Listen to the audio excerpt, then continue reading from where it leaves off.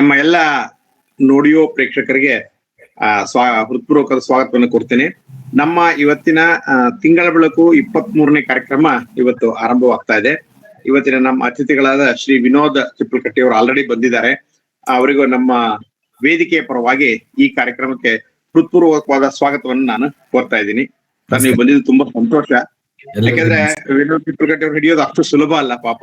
ಇವತ್ತು ಇಲ್ಲಿರ್ತಾರೆ, ನಾಳೆ ಮುಂಬೈ, ನಾಡಿದ್ದು ರಷ್ಯಾ, ಹೀಗೆ ಬೇರೆ ಬೇರೆ ಕಡೆಗಳಲ್ಲಿ ಓಡಾಡ್ತಾ ಇರ್ತಾರೆ. ಅವರು ಇವತ್ತು ಒಪ್ಪಿ ಬಂದಿದ್ದು ನಮ್ಮ ಒಂದು ಸೌಭಾಗ್ಯ ಅಂತಾನೆ ಹೇಳ್ಬೇಕು.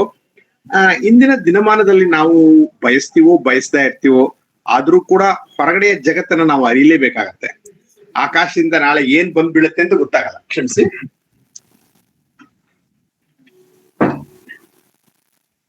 ಹೀಗಾಗಿ ಬಾಹ್ಯಾಕಾಶದ ಬಗ್ಗೆ ಆಗ್ಲಿ, ನಮ್ಮ ಎಲ್ಲ ವಿಷಯಗಳ ಬಗ್ಗೆ ತಿಳ್ಕೊಳ್ಳೋದು ಅನಿವಾರ್ಯ ನಮಗೆ ಇವತ್ತು.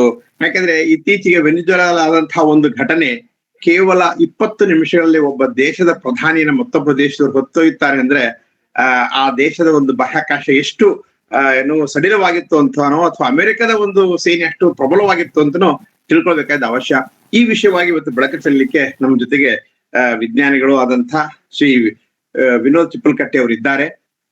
ಇವರು ಏನ್ ಮಾಡ್ತಾ ಇದ್ದಾರೆ, ಎಲ್ಲಿದ್ರು, ಇವರ ಬಗ್ಗೆ ವಿವರಗಳನ್ನ ನಮ್ಮ ವಿಠಲ್ ಇಜೇರಿ ಅವರು ಸಭೆಗೆ ತಿಳಿಸ್ಕೊಡ್ಬೇಕಾಗಿ ನಾನು ಪ್ರಾರ್ಥಿಸ್ತೇನೆ. ಸರ್, ವಿನೋದ್ ಅವರ ಪರಿಚಯವನ್ನು ಮಾಡಿಕೊಡ್ಬೇಕಾಗಿ ನಿಮ್ಮಲ್ಲಿ ಕೇಳ್ಕೊತೀನಿ.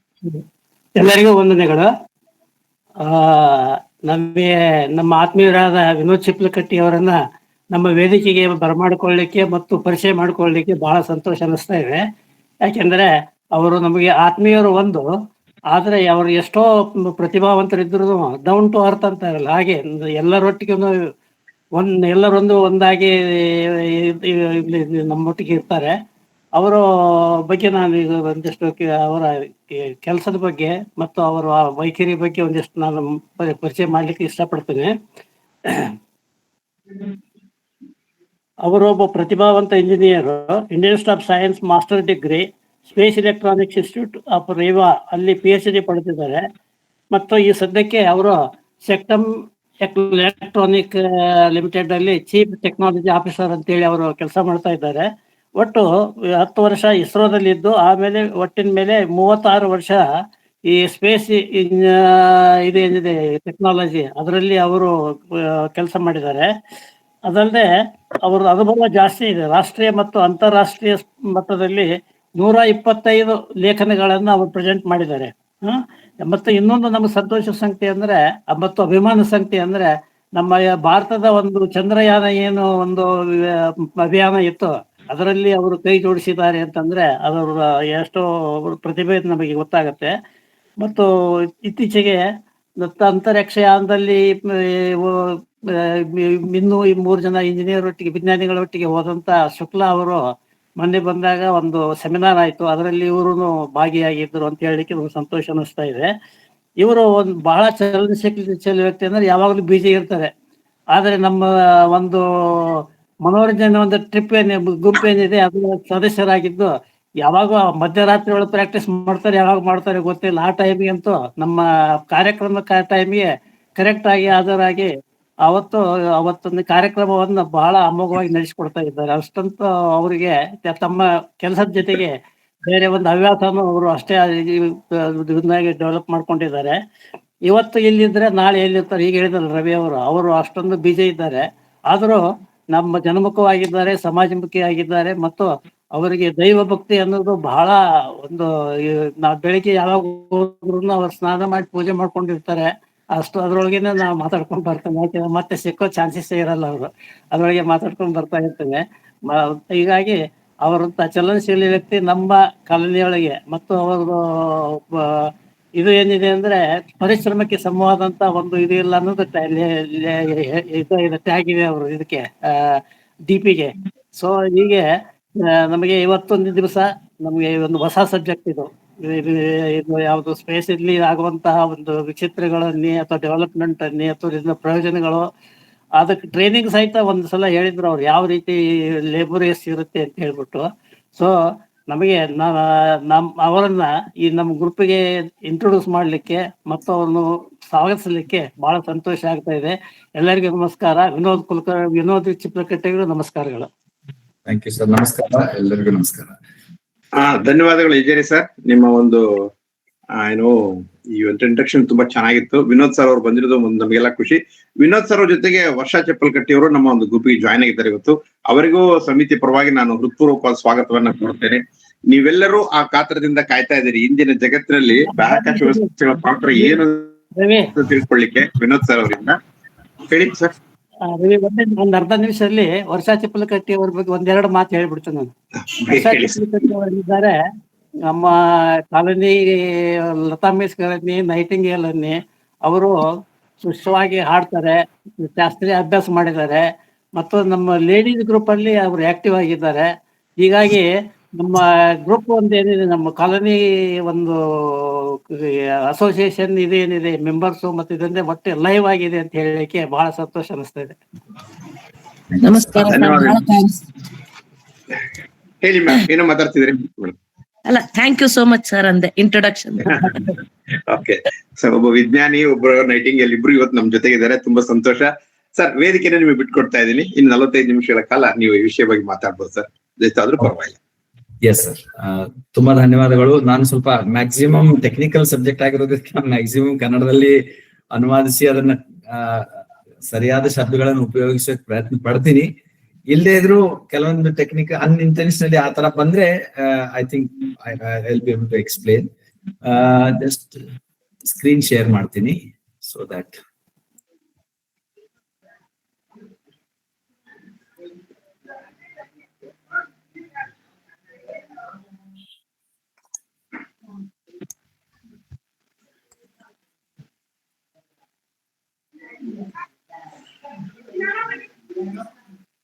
ಸರ್ ಕಾಣಿಸುತ್ತಾ?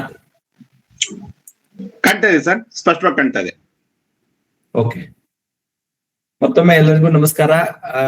ನನಗೆ ಈ ಅವಕಾಶ ಕೊಟ್ಟಿದ್ದಕ್ಕಾಗಿ ತುಂಬಾ ಧನ್ಯವಾದಗಳು. ನನ್ನ ಈ 36 ವರ್ಷದ ಎಕ್ಸ್ಪೀರಿಯನ್ಸ್ ಗಳನ್ನ if I have to flawlessly explain ಮಾಡ್ಬೇಕಂದ್ರೆ ಇದೇ ಒಂದು ಸಬ್ಜೆಕ್ಟ್ ಅಂತ ನಾನು ಕೇಳ್ಕೊಂಡಾಗ ಇಜೇರಿ ಸರ್ ಅವರು ಇಮಿಡಿಯೇಟ್ಲಿ ಎಸ್ ಅಂದ್ಬಿಟ್ರು.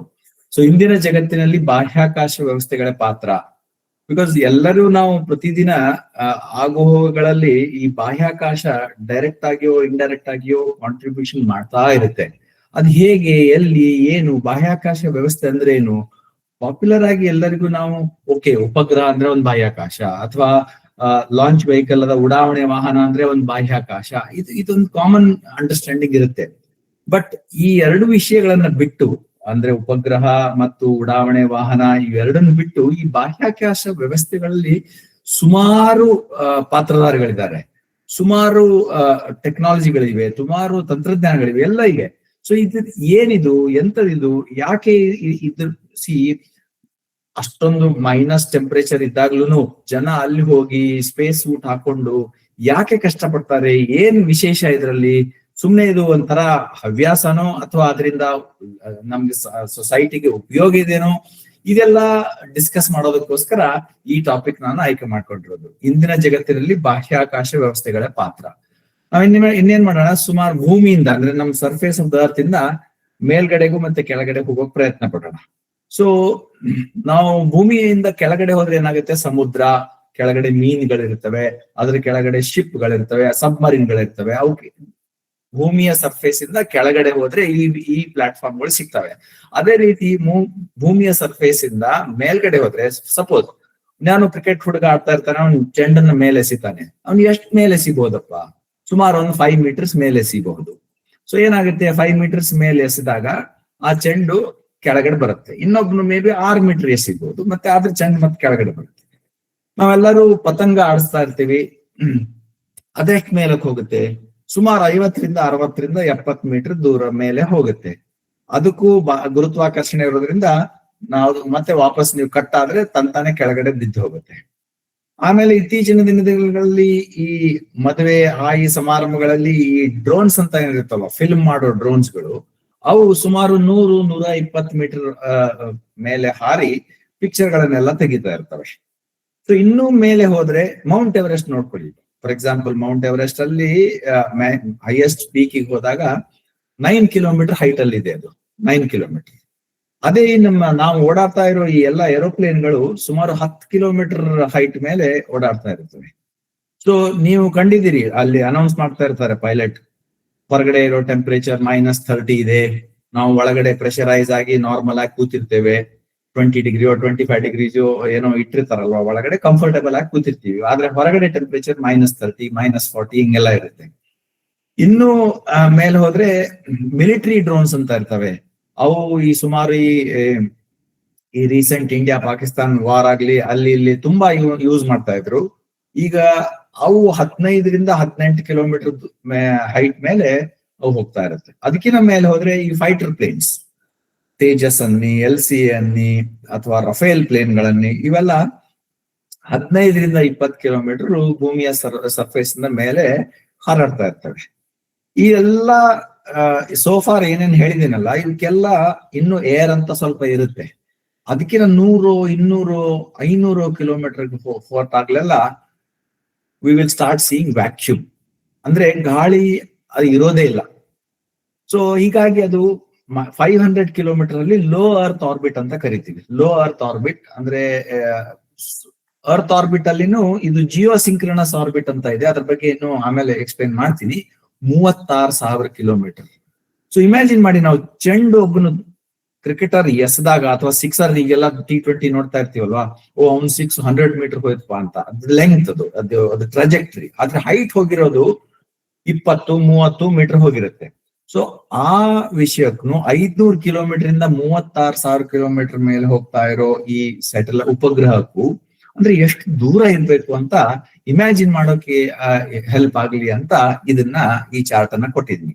ಅದೇ ನೀವು ಸರ್ಫೇಸ್ ಆಫ್ ದ ಅರ್ತ್ ಇಂದ ಕೆಳಗಡೆ ಹೋದ್ರೂ ಮೀನುಗಳು ಸುಮಾರು 15-20-100 ಮೀಟರ್ ವರೆಗೂ ಮೀನುಗಳಿರ್ತವೆ. ಅದಕ್ಕೂ ಕೆಳಗಡೆ ಹೋದ್ರೆ submarine will be around -300 metres ಕೆಳಗಡೆ ಇರ್ತದೆ. ಆದ್ರೆ ಮೇಲೆ ಹೋದಂಗೆ ಹೆಂಗೆ ವ್ಯಾಕ್ಯೂಮ್ ಕಾಣುತ್ತೋ, ಅಂದ್ರೆ ಪ್ರೆಷರ್ ಇರೋಲ್ವೋ, ಹಾಗೆ ಕೆಳಗಡೆ ಹೋದಾಗೆಲ್ಲ ಪ್ರೆಷರ್ ಜಾಸ್ತಿ.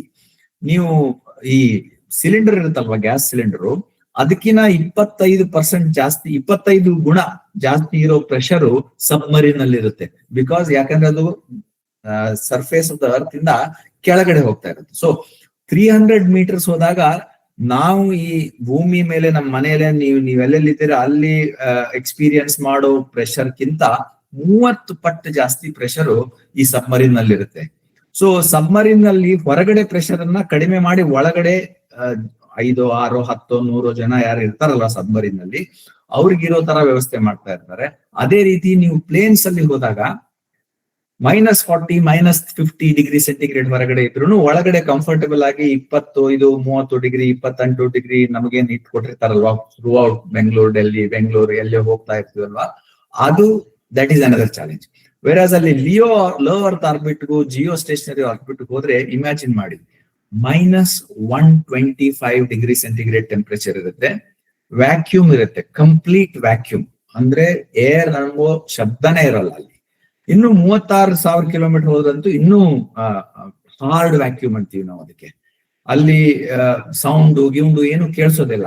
ಸೊ ಸ್ಪೇಸ್ ಅಂದ್ರೆ ಈ ಬಾಹ್ಯಾಕಾಶ ಅಂದ್ರೆ ಯಾಕೆ ಇಷ್ಟೊಂದು ಇಂಪಾರ್ಟೆಂಟು, ಅಥವಾ ಅದರಲ್ಲಿ ಏನಿರುತ್ತೆ ಅಂತ ಒಂದು ಡೈಮೆನ್ಷನ್ ನೋಡಿದ್ರೆ ವ್ಯಾಕ್ಯೂಮ್ ಇರುತ್ತೆ, ಎಕ್ಸ್ಟ್ರೀಮ್ ಟೆಂಪರೇಚರ್ಸ್ ಇರುತ್ತೆ. ಇನ್ನೇನಿರ್ತವೆ ಅಲ್ಲಿ ಸ್ಪೆಷಾಲಿಟಿ ಆಫ್ ಸ್ಪೇಸ್ ಅಂತ ನೋಡಿದ್ರೆ, ಈಗ ತಾನೇ ನಾವು ತಿಳ್ಕೊಂಡಿರೋ ಹಾಗೆ ಅಲ್ಲಿ ಅರ್ತ್ ಅಲ್ಲಿ ನಾವು ಗ್ರಾವಿಟೇಷನಲ್ ಇರುತ್ತೆ, ಅಲ್ಲಿ ಸ್ಪೇಸ್ ಅಲ್ಲಿ ಗ್ರಾವಿಟೇಷನಲ್ ಫೋರ್ಸ್ ಇರಲ್ಲ. ಅದಕ್ಕೆ ನೀವು ಸುಮಾರು ನೋಡಿರ್ಬೋದು, ಸುನಿತಾ ವಿಲಿಯಮ್ಸ್ ಆಗ್ಲಿ ಅಥವಾ ನಮ್ಮ ಚಂದ್ರಯಾನ್ ಈ ಯಾತ್ರಿಗಳಾಗ್ಲಿ, ಗಗನ ಯಾತ್ರಿಗಳಾಗ್ಲಿ, ಅವರೆಲ್ಲ ಫ್ಲೋಟ್ ಮಾಡ್ತಾ ಇರ್ತಾರೆ. They will not be able to stand on one ಇದು ನಮ್ಮ ಭೂಮಿ ಮೇಲೆ ನಿಂತೋ ತರ. ಅದ್ ಯಾಕಂದ್ರೆ ಅಲ್ಲಿ ವ್ಯಾಕ್ಯೂಮ್ ಇರುತ್ತೆ. ಅದೇ ರೀತಿ ಹೇಳ್ದಂಗೆ ಇಲ್ಲಿ ಏರ್ ಅಲ್ಲಿ ನಮ್ಮ ನಾರ್ಮಲ್ ಏರ್ ಅಥವಾ ನಾರ್ಮಲ್ ಅಟ್ಮಾಸ್ಫಿಯರಿಕ್ ಪ್ರೆಷರ್ ಅಲ್ಲಿ ಇದ್ರೆ ಅಲ್ಲಿ no air, only some gases ಇರ್ತವೆ ಎಲ್ಲಿ ಸ್ಪೇಸ್ ಅಲ್ಲಿ. ಇನ್ನು ಪ್ರೆಷರ್ ನೋಡಿದ್ರೆ presence of atmospheric pressure, normal pressure ನಾವು ಇರೋದು 1 ಅಟ್ಮಾಸ್ಫಿಯರಿಕ್ ಪ್ರೆಷರ್ ಅಂತೀವಿ ನಾವು ಎಲ್ಲಿ ನಮ್ಮ ಭೂಮಿ ಮೇಲೆ ಇರೋದಕ್ಕೆ.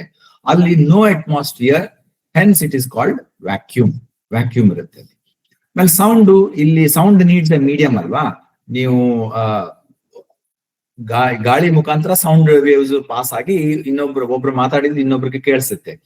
ಆದ್ರೆ ಅಲ್ಲಿ ಮೀಡಿಯಮ್ಮೇ ಇಲ್ಲದೆ ಇರೋದ್ರಿಂದ ಸೌಂಡ್ ಇರೋದಿಲ್ಲ, ಕೇಳಿಸೋದಿಲ್ಲ ಏನು. So it all has to be through electromagnetic waves. Temperature ನಾನು ಹೇಳಿದಾಗೆ ಬೆಂಗಳೂರಲ್ಲಿ ಸುಮಾರು ನೈಸ್ ಆಗಿ ಇಡೀ 350 ದಿನ 30, 25, 35 ಆ ರೇಂಜ್ ಅಲ್ಲಿ ಇರ್ತೀವಿ. ಡೆಲ್ಲಿಗೆ ಹೋದ್ರೆ +45 ಮೈನಸ್ +5 ಈ ತರ ಇರ್ತದೆ. ಇನ್ನೆಲ್ಲೂ ಹೋದ್ರೆ -5 ವರೆಗೂ ಇರ್ತದೆ. Some parts of the world ಅಲ್ಲಿ -10 ಇರ್ತದೆ. ಬಟ್ ಅಲ್ಲಿ ಹೋದ್ರೆ ಒಂದು ವಿಶೇಷ ಅಂದ್ರೆ ಯಾವ ಭಾಗ ಚಂದ್ರನ ಕಡೆ ನೋಡ್ತಾ ಇರುತ್ತೋ ಅದು +125 ಡಿಗ್ರೀಸ್ ಇರುತ್ತೆ.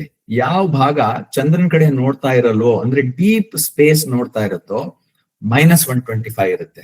ಸೊ ನಾನು ಈಗ ನಿಂತು ಬಾಹ್ಯಾಕಾಶದಲ್ಲಿ ನಿಂತು ಚಂದ್ರನ ಕಡೆ ನೋಡಿದ್ರೆ ನನ್ನ ಕಣ್ಣು ಮುಖ ಎಲ್ಲ +125 ಡಿಗ್ರಿ ಫೇಸ್ ಮಾಡ್ತಾ ಇರ್ತವೆ. ನನ್ನ ಬೆನ್ನು -125 ಡಿಗ್ರೀಸ್ ಫೇಸ್ ಮಾಡ್ತಾ ಇರ್ತದೆ. ಆ ತರಹ ಡೆಲ್ಟಾ ಡಿಫರೆನ್ಸ್ ಇರೋದ್ರಿಂದ ಈ ಉಪಗ್ರಹಗಳನ್ನ ಏನ್ ತಯಾರು ಮಾಡ್ತೀವಲ್ಲ, ಅದರಲ್ಲಿರೋ ಎಲೆಕ್ಟ್ರಾನಿಕ್ಸ್, ಅದರಲ್ಲಿರೋ ಪ್ರೊಪಲ್ಷನ್, ಅದರಲ್ಲಿರೋ ಎಲ್ಲ ಐಟಮ್ಸ್ಗಳು ಈ ತರ ಎಕ್ಸ್ಟ್ರೀಮ್ ಟೆಂಪರೇಚರ್ಸ್ಗೆ ಅವು ಆಪರೇಟ್ ಆಗ್ಬೇಕು. ಅದಕ್ಕೋಸ್ಕರ ನಾವು ₹5 ಕೊಟ್ಟಿರೋ ಟ್ರಾನ್ಸಿಸ್ಟರ್ ಇಲ್ಲಿ ಭೂಮಿ ಮೇಲೆ ಯೂಸ್ ಮಾಡಿದ್ರೆ 5,000, 50,000 ರೂಪಾಯಿ ಬೆಲೆ ಬಾಳೋ ಅದೇ ಸೇಮ್ ಸಿಂಪಲ್ ಟ್ರಾನ್ಸಿಸ್ಟರ್ ನ ಸ್ಪೇಸ್ ಅಲ್ಲಿ ಯೂಸ್ ಮಾಡ್ಬೇಕಾಗತ್ತೆ. ಸೊ ಯಾಕೆ ಸ್ಪೇಸ್ ಇಷ್ಟೊಂದು ಎಕ್ಸ್ಪೆನ್ಸಿವ್, ಏನಿದೆ ಅದರಲ್ಲಿ ವಿಶೇಷ ಅಂದ್ರೆ ಈ ತರ ಹಾರ್ಷರ್ ಎನ್ವಿರಾನ್ಮೆಂಟ್ ಇರೋದ್ರಿಂದ ಅಲ್ಲಿ ಎಲ್ಲದಕ್ಕೂ ಒಂಥರ ಈ ಚಿತ್ರದಲ್ಲಿ ನೋಡಿ, ಇವನು ಗಗನಯಾತ್ರಿ ಅವನು ಆರಾಮಾಗಿ ಒಳಗಡೆ ಇರ್ಬೇಕಾದ್ರೆ ಈ ಸ್ಪೇಸ್ ಸೂಟ್ ಅಂತ ಏನಿರ್ತದಲ್ಲ, ಇದೇ ನಮ್ಗೆ ಕೋಟಿಗಟ್ಟಲೆ ಬೆಲೆ ಬಾಳ್ತದೆ. ಯಾಕಂದ್ರೆ ಅವನು ಒಳಗಡೆ ಟೆಂಪರೇಚರ್ ಸರಿ ಇರ್ಬೇಕು, ಪ್ರೆಷರ್ ಸರಿ ಇರ್ಬೇಕು, ಏರ್ ಟೈಟ್ ಇರ್ಬೇಕು, ಅವನಿಗೆ ಆಕ್ಸಿಜನ್ ಸಿಲಿಂಡರ್ ಆಕ್ಸಿಜನ್ ಬರ್ತಾ ಇರ್ಬೇಕು. ಬಿಕಾಸ್ ಅವನು ಜಸ್ಟ್ ಹೊರಗಡೆ ಸರ್ಫೇಸ್ ಅಲ್ಲಿ ತುಂಬಾ ಹಾರ್ಶ್ ಎನ್ವಿರಾನ್ಮೆಂಟ್ ಇರುತ್ತೆ. ಸೊ ಈ ಎಲ್ಲ ರಿಕ್ವೈರ್ಮೆಂಟ್ಗೋಸ್ಕರ ಅವನೊಂದು ಎಲ್ಲ over all cost of the space system is very very very very high. So ಈ ಚಿತ್ರದಲ್ಲಿ ನಾವು ನೋಡಿದ ಹಾಗೆ ಎಲ್ಲಾ ಈ ಉಪಗ್ರಹಗಳು ಕೋಟಿ ರೂಪಾಯಿಗಳ ಬೆಲೆ ಬಾಳುವಂತದ್ದು. ಯಾಕೆ ಅಂತ ಈಗ ಹೇಳಿದ್ವಿ, ಇವೆಲ್ಲ ಹಾರ್ಷರ್ ಎನ್ವಿರಾನ್ಮೆಂಟ್ ಅಲ್ಲಿ 10 ವರ್ಷ, 15 ವರ್ಷ, 5 ವರ್ಷ, 20 ವರ್ಷ ಇವೆಲ್ಲ ಆಪರೇಟ್ ಆಗ್ಬೇಕು. ಅಲ್ಲಿ ಹೋಗಿ ಯಾರು ರಿಪೇರ್ ಮಾಡೋಂಗಿಲ್ಲ. ನಮ್ದೇನಾದ್ರು ಸ್ವಿಚ್ ಕೆಟ್ರೆ ಯಾರೋ ಎಲೆಕ್ಟ್ರಿಷಿಯನ್, ಪ್ಲಂಬರ್ನು ಯಾರನ್ನೋ ಕರಿತೀವಿ. ಇಲ್ಲಿ ಹೋಗಿ ರಿಪೇರ್ ಮಾಡೋರು ಯಾರು ಇರಲ್ಲ. ಒಂದ್ಸಲ ಕರೆಕ್ಟ್ ಆಗಿ ಅದನ್ನ ಮ್ಯಾನುಫ್ಯಾಕ್ಚರ್ ಮಾಡಿ ಟೆಸ್ಟ್ ಮಾಡಿ ಮೇಲ್ ಕಳಿಸ್ಬಿಟ್ರೆ ಅಲ್ಲಿ it is not accessible for regular repairs. ಆದ್ರಿಂದ ದ ರಿಲಯಬಿಲಿಟಿ ರಿಕ್ವೈರ್ಮೆಂಟ್ಸ್, ಅದನ್ನ ಥರ್ಮಲ್ ಎಕ್ಸ್ಪೆಕ್ಟೇಷನ್ಸ್, ಆಮೇಲೆ ಈ ರಾಕೆಟ್ ಇಂದ ಹೊರಗಡೆ ಹೋಗುವಾಗ ದ ಕೈಂಡ್ ಆಫ್ ವೈಬ್ರೇಷನ್ ಏನಾಗುತ್ತೆ ಅವಕ್ಕೆಲ್ಲ ಇದು ರಗೆಡ್ ಆಗಿರ್ಬೇಕು. ಸೊ ಅದಕ್ಕೋಸ್ಕರ ಈ ಸ್ಪೇಸ್ ಇಷ್ಟೊಂದು ಎಕ್ಸ್ಪೆನ್ಸಿವ್ ಆಗಿರುತ್ತೆ. ಅಂಡ್ ಇದೇ ಟೆಕ್ನಾಲಜಿನ ನಾವು ಕಾರ್ ಅಲ್ಲೋ ಅಥವಾ ಇನ್ನೆಲ್ಲೋ ಯೂಸ್ ಮಾಡಿದ್ರೆ ಮಚ್ ಚೀಪರ್ ಕಾಸ್ಟ್ ಅಲ್ಲಿ ಮಾಡಬಹುದು. ಈಗ ಫಾರ್ ಎಕ್ಸಾಂಪಲ್ ಒಂದ್ ಸಿಂಪಲ್ ಹೇಳ್ತೀನಿ, ಈಗ ನಾವು ಹೊಸ ಕಾರ್ಗಳಲ್ಲಿ ಎಲ್ಲ ಹೈ ಎಂಡ್ ಕಾರ್ಗಳಲ್ಲಿ ರಡಾರ್ಸ್ ಇರ್ತವೆ, ಕ್ಯಾಮ್ರಾ ಅಂತೂ ಇದ್ದೇ ಇರ್ತದೆ, ಏರ್ ಕಂಡೀಷನಿಂಗ್ ಅಂತೂ ಇದ್ದೇ ಇರ್ತದೆ. ಬಟ್ ರಡಾರ್ಗಳು ಇದಾವೆ ಅಂದ್ರೆ ಪಕ್ಕದಲ್ಲಿ ಅವನು 2 ವೀಲರ್ ಅವನ್ ಬಂದ ಅಥವಾ ಇವನು ಇನ್ನೇನಾದ್ರು ಕಾರ್ ಬಂದ ಅಂದ್ರೆ ರಡಾರ್ ಇಂಡಿಕೇಟ್ ಕೊಡಕ್ ಶುರು ಮಾಡುತ್ತೆ. ಸೊ ಈಗ ಆಟೋಮೋಟಿವ್ ಗಳಲ್ಲಿಯೂ ಸಹ ರಡಾರ್ ಬಂದಿದೆ. ಆಟೋಮೋಟಿವ್ ರಡಾರ್ಗಳಲ್ಲಿರೋ ರಡಾರ್ ಬಾಕ್ಸ್ ಕಾಸ್ಟ್ ಆಗೋದು $100-150, ಅಂದ್ರೆ ಸುಮಾರು 15,000. ಅದೇ ಸ್ಪೇಸ್ ಅಲ್ಲಿ ಒಂದು ರಡಾರ್ ಇಮೇಜ್ ಮಾಡ್ಬೇಕಂದ್ರೆ 400 ಕೋಟಿ ಆಗುತ್ತೆ ಅದಕ್ಕೆ. ಸೊ ಯಾಕೆ ಇಷ್ಟೊಂದು ಅಂತಂದ್ರೆ ಈ ರೀಸನ್ಗೋಸ್ಕರ. ಇವೆಲ್ಲ ಕೆಲವೊಂದು ರೀಸನ್, ಬಟ್ ಕಾಂಪ್ಲೆಕ್ಸಿಟಿನೂ ಅಷ್ಟೇ ಜಾಸ್ತಿ ಇರುತ್ತೆ. ಇಲ್ಲಿ ಏನಾದ್ರು ಕೆಟ್ಟ ಹೋದ್ರೆ ಅದ್ ಬಿಸಾಕ್ಬಹುದು, ಅಲ್ಲಿ ಕೆಟ್ಟ ಹೋದ್ರೆ 10 ವರ್ಷ 400 ಕೋಟಿ ನೀರಿಗೆ ಹೋದಂಗೆ. ಸೊ ಆ ಎಲ್ಲಾ ವಿಚಾರಗಳನ್ನು ನೋಡಿದ್ರೆ ಇದು ಎಕ್ಸ್ಪೆನ್ಸಿವ್ ನಿಶ್ ಏರಿಯಾ ಅಂತಾರೆ. ಅದಕ್ಕೆ ಇಟ್ಸ್ ಅ ರಾಕೆಟ್ ಸೈನ್ಸ್ ಅಂತ ಯಾಕಂತೀವಿ ಅಂದ್ರೆ it is extremely complex. So ಇದಲ್ದೇನೆ ಇನ್ನೂ ಕೆಲವೊಂದು ವಿಷಯಗಳು ಸ್ಪೇಸ್ ಅಲ್ಲಿ ಇರ್ತವೆ. ಈ ಸೌರ ವಿಕಿರಣಗಳೇನಿರ್ತಾವಲ್ವಾ ಅವು ತುಂಬಾ ಹಾರ್ಶ್.